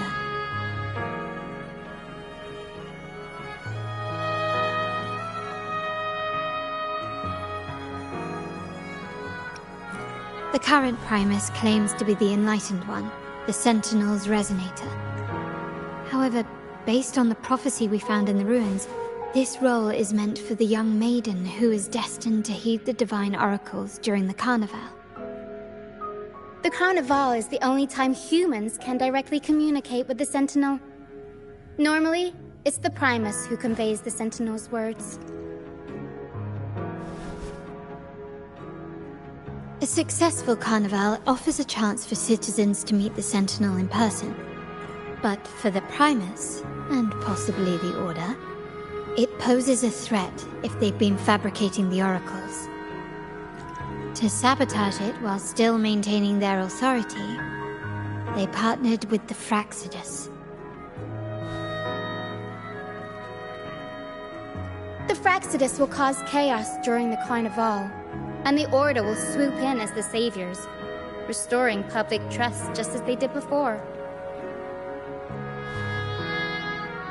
So far, you've helped us crush 3 of their schemes, but one remains.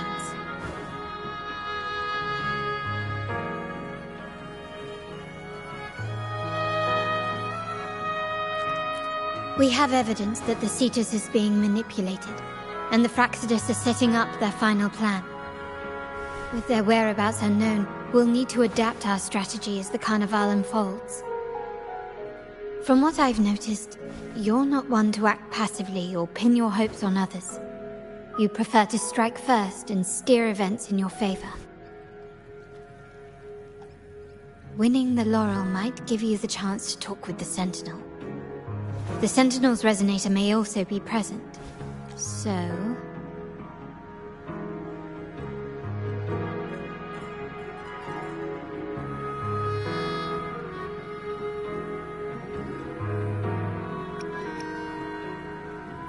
Our aim has always been clear: to restore the Carnival to its former glory with a performance for the ages.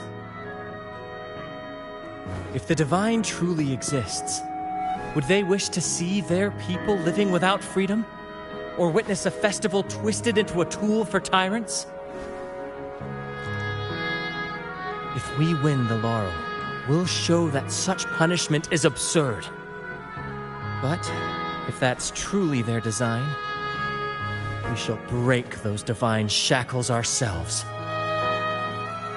Whether Divinity exists or not, we will fight for Raguna's freedom, where everyone has the right to live and pursue a future of their own choosing! The Montellis share this vision. Only in a free society can a fair and open market thrive.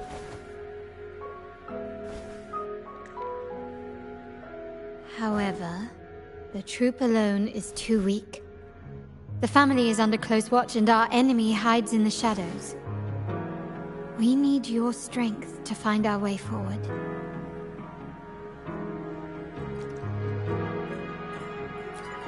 Thank you. I'm pleased we've reached an agreement once more.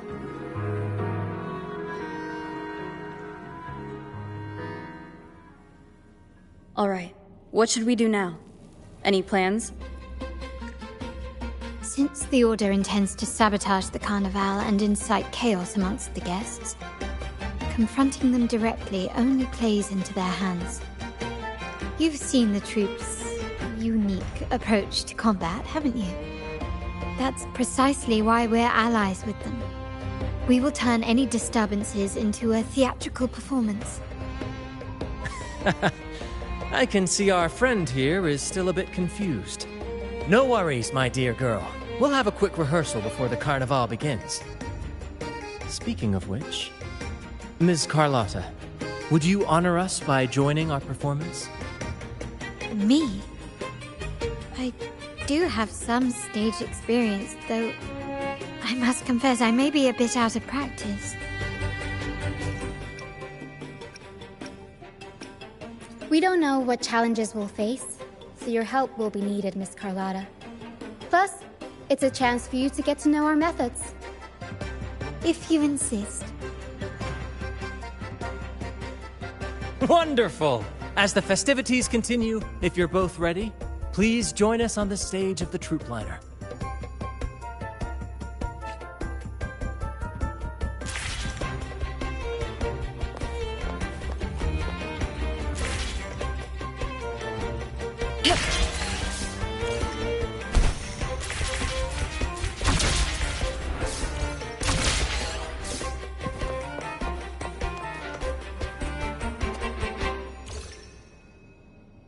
Our rehearsals are rather straightforward. No scripts, just pure intuition and our senses guiding us. That's what makes Commedia Improviso truly come alive. For our improvised comedy, we start with a theme. From there, we build our lines and act on the fly, responding to the unfolding show and audience reactions. But with the limitless capacity for human creativity at play, the plot can sometimes veer into the, well, unconventional. To prevent things from spiraling too far, we set an anchor for the performance.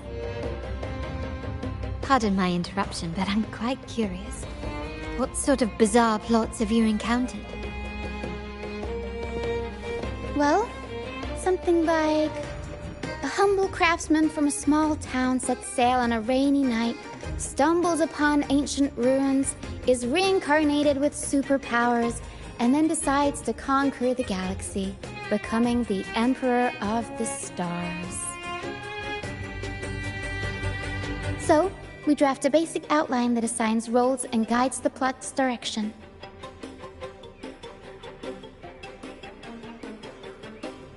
And this time, our outline is: a kingdom is attacked, monsters run rampant, and the Demon King has kidnapped the Holy Maiden. A few brave heroes accept the minister's quest to defeat the Demon King and rescue her.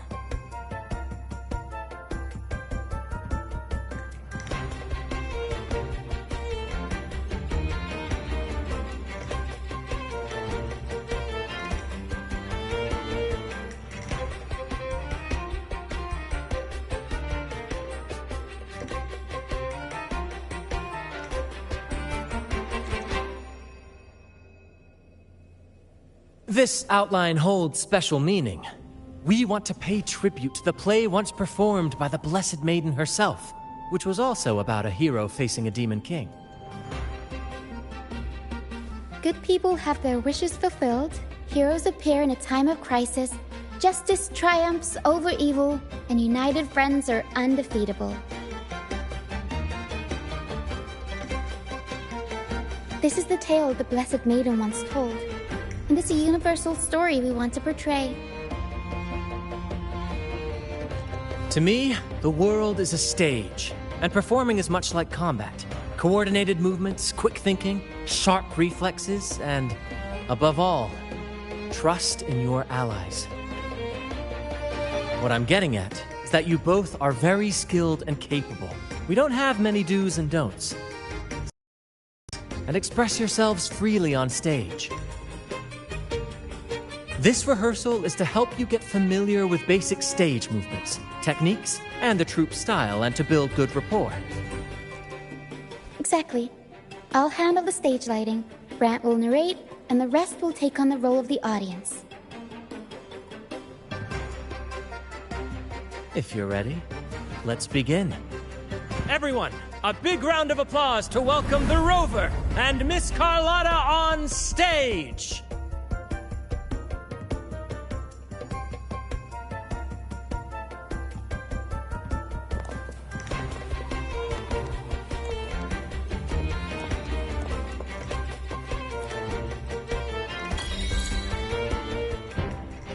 All right, next I'll spin the prologue of our tale, setting the scene for how our brave heroes first crossed paths.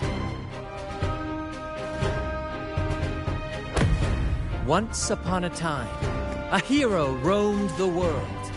Undaunted by the lack of a divine vessel, she embarked on a perilous journey across tempestuous seas. Alone in the dark, a young girl of untethered spirit soared against towering barriers with wings of defiance. The winds of fate brought them together.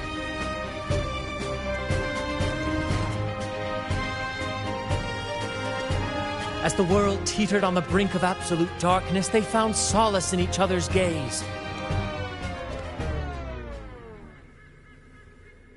Together they became unshakable allies, standing strong against the tides of fate.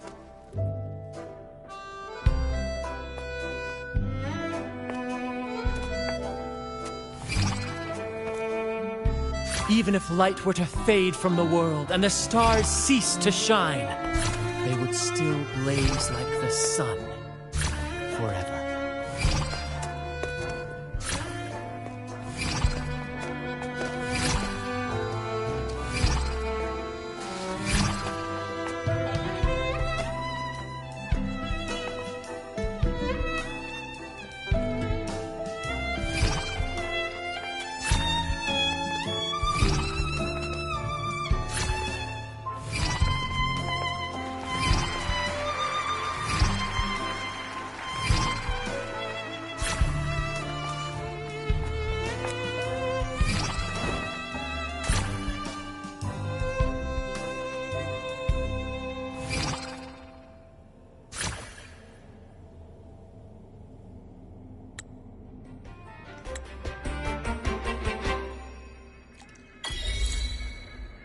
Bravo! Bravo!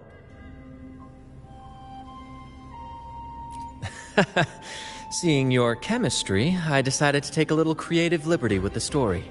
Anyway, it didn't stray too far from the outline, right? The thrill of improvisation is in its unpredictability. There's always a rush of excitement with every twist and turn. Your movements were seamless, elegant, and powerful. I'm confident you'll shine at the Carnival. Thank you. It was all thanks to you. You inspired me and kept my spirits high.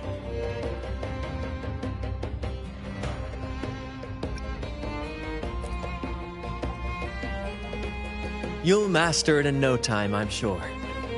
All right, that's enough for today. Let's save the grand reveal for the Carnival. Oh, and speaking of which, there's still something we need to prepare for you, isn't there? You mean the essential item for the Carnival performance? Don't worry. I've taken care of everything. Oh, so it's handled then. I can't wait to see it.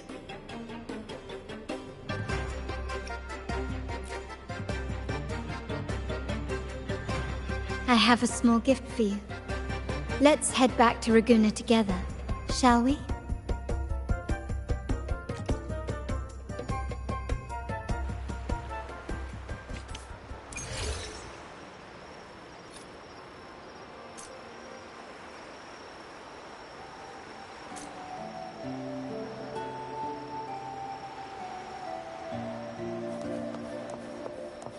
This way. Please, follow me. Where are we going? Please allow me to keep that a secret for now. I wouldn't want to spoil the surprise. But here's a hint. You've been there before.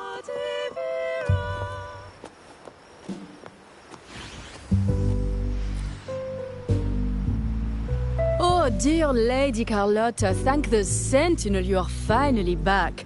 I was just about to close up shop to prepare for tomorrow's carnival. You have completed my request, haven't you? Of course, Lady Carlotta. You should have more faith in my skills.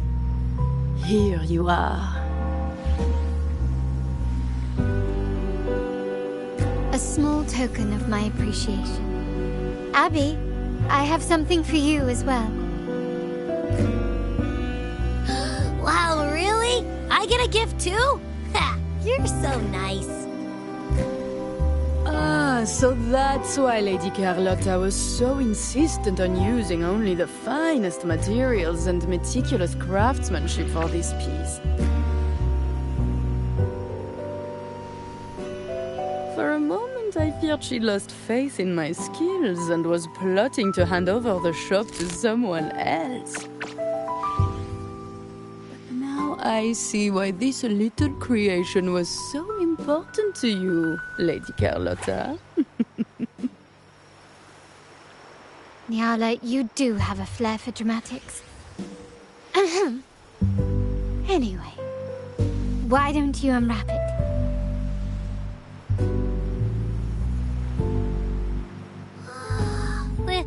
This is... I took the liberty of having Nyala custom make this mask based on my impression of you. I hope it suits your taste.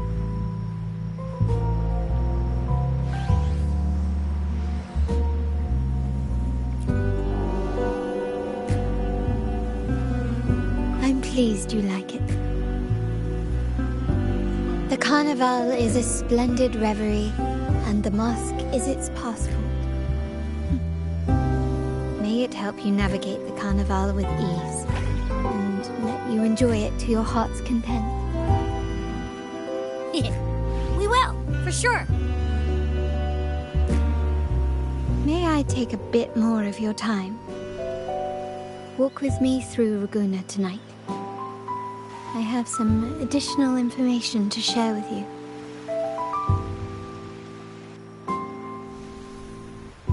Ragunna.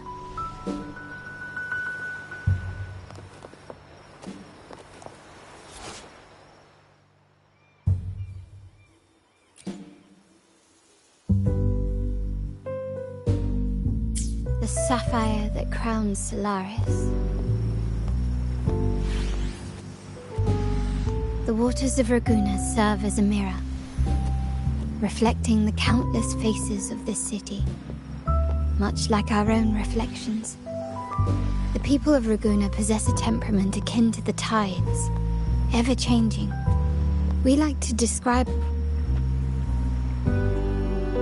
There was a time when the currents swept us into the jaws of uncharted waters, where relentless storms and voracious waves awaited. But after weathering such trials, they revealed to us a hidden gem, the shores themselves.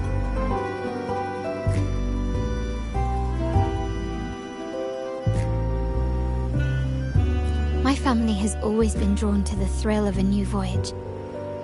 One stormy night, fate decided to play a hand. What we discovered there on that island, the technology and novel ideas, was nothing short of a blessing in disguise.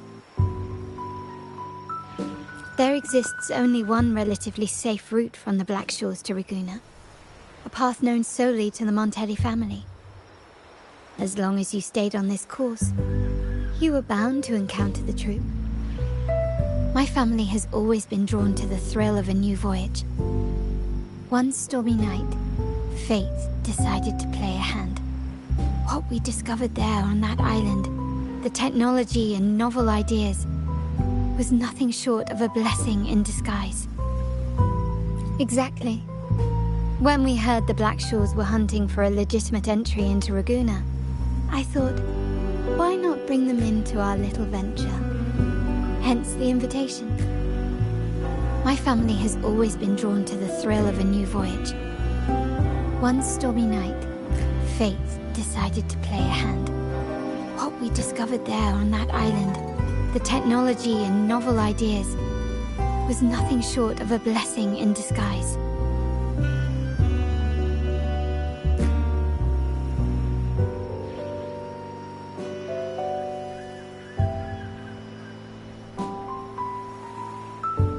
Our intentions might not be as grandiose or ominous as you think. We seek liberation, and to achieve it, we're pursuing the truth behind Renacita's origins. Legend has it that when people first arrived on this island, Genesis Nexus was already here, welcoming them. The prevailing belief is that the Sentinel gifted us this technology, and despite nobody ever seeing the Sentinel in person, we talk with them through supposed telepathy. Notice anything strange about that story? terminals conjure up echoes, and the Genesis Nexus allows the Raganazi access to common echoes. If the Genesis Nexus was present when the first settlers arrived, who built it? And really, if no one's ever laid eyes on the Sentinel, how can we be so sure that statue really represents them? It seems to me the Order might have spun us a tale, hiding the true origins behind their grand myths. No, we have no ambitions to rule or to renounce our faith. And really, this city should not be ruled by any one entity. The hour grows late. I have arranged accommodations for you at Palazzo Agrotta in the south. Let us walk there together, and I can share a story along the way. Think of it as a bedtime tale. I learned it from the troupe. It's about Fleur de Lis, the Blessed Maiden. Once, the Blessed Maiden was just a simple peasant girl. During the Sentinel's gratitude rite, the young Fleur de Lis managed to sneak past the guards and drink the sacramental wine. Every drop. Perhaps it was the intoxicating wine in Eggletown, or simply her lack of experience with spirits. But she soon found herself quite drunk.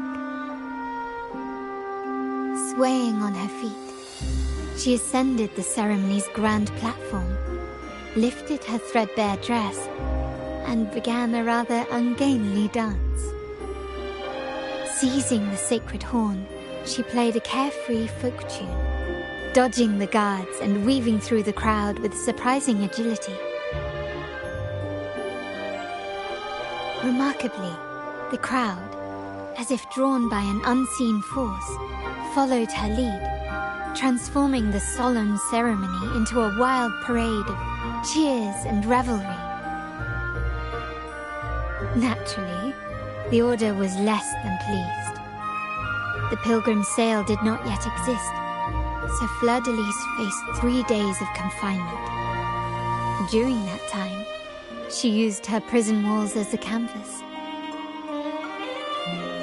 That unforgettable day of disordered revelry left a lasting mark on all who witnessed it.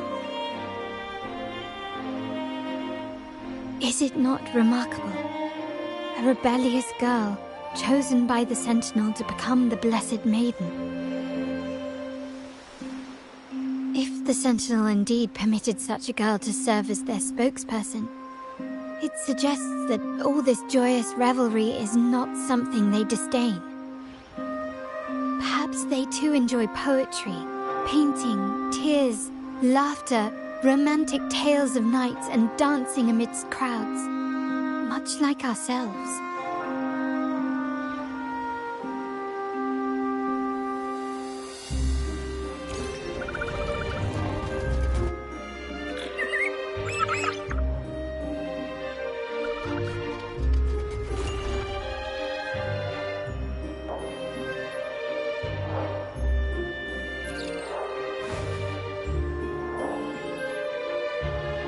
The people of this island came from diverse civilizations now lost to time, but through plays and tradition, they sought to preserve memories of their heritage. In the past, while the clash of cultures led to conflict, the Raganazi united through faith, restoring balance even if precarious. To maintain this unity, we've always needed both a sentinel and a play based on a shared legend that gives us roles. Yet this play has endured for so long that we've become defined by our roles. Noble, commoner, believer, merchant. What was meant to unite us now stifles us.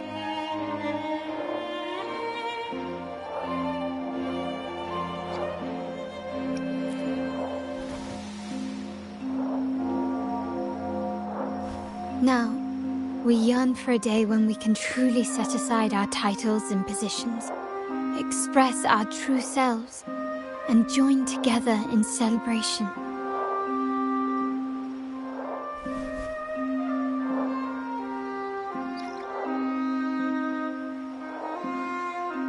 Yes. Born from hope and idealism, it reminds the Raganese of our initial vision of equality and freedom. It also affirms our true worth. While the Order's true intentions remain unclear, we are certain their influence has already eroded the very foundations of our society. People revere the divine figure the Order has constructed, yet they also live in fear of punishment. Legends become accomplices in fostering ignorance, and faith becomes the loyal executioner of cruel punishment. An invisible cage has trapped us all. Speaking of freedom within a cage is absurd. Fear and ignorance are our foremost enemies.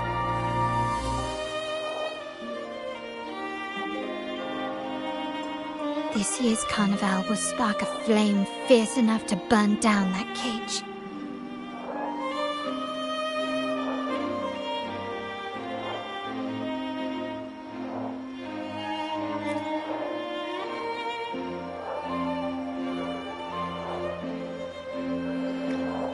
Rest well, and tomorrow we shall take the stage together at the carnival.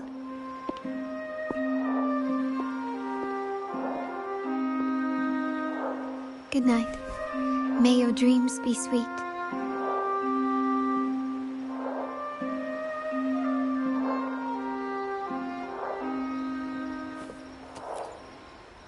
Rest well, and tomorrow we shall take the stage together at the carnival.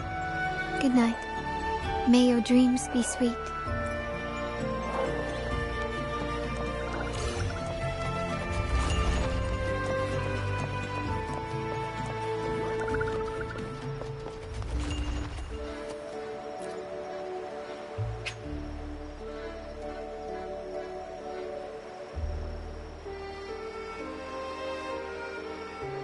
Welcome.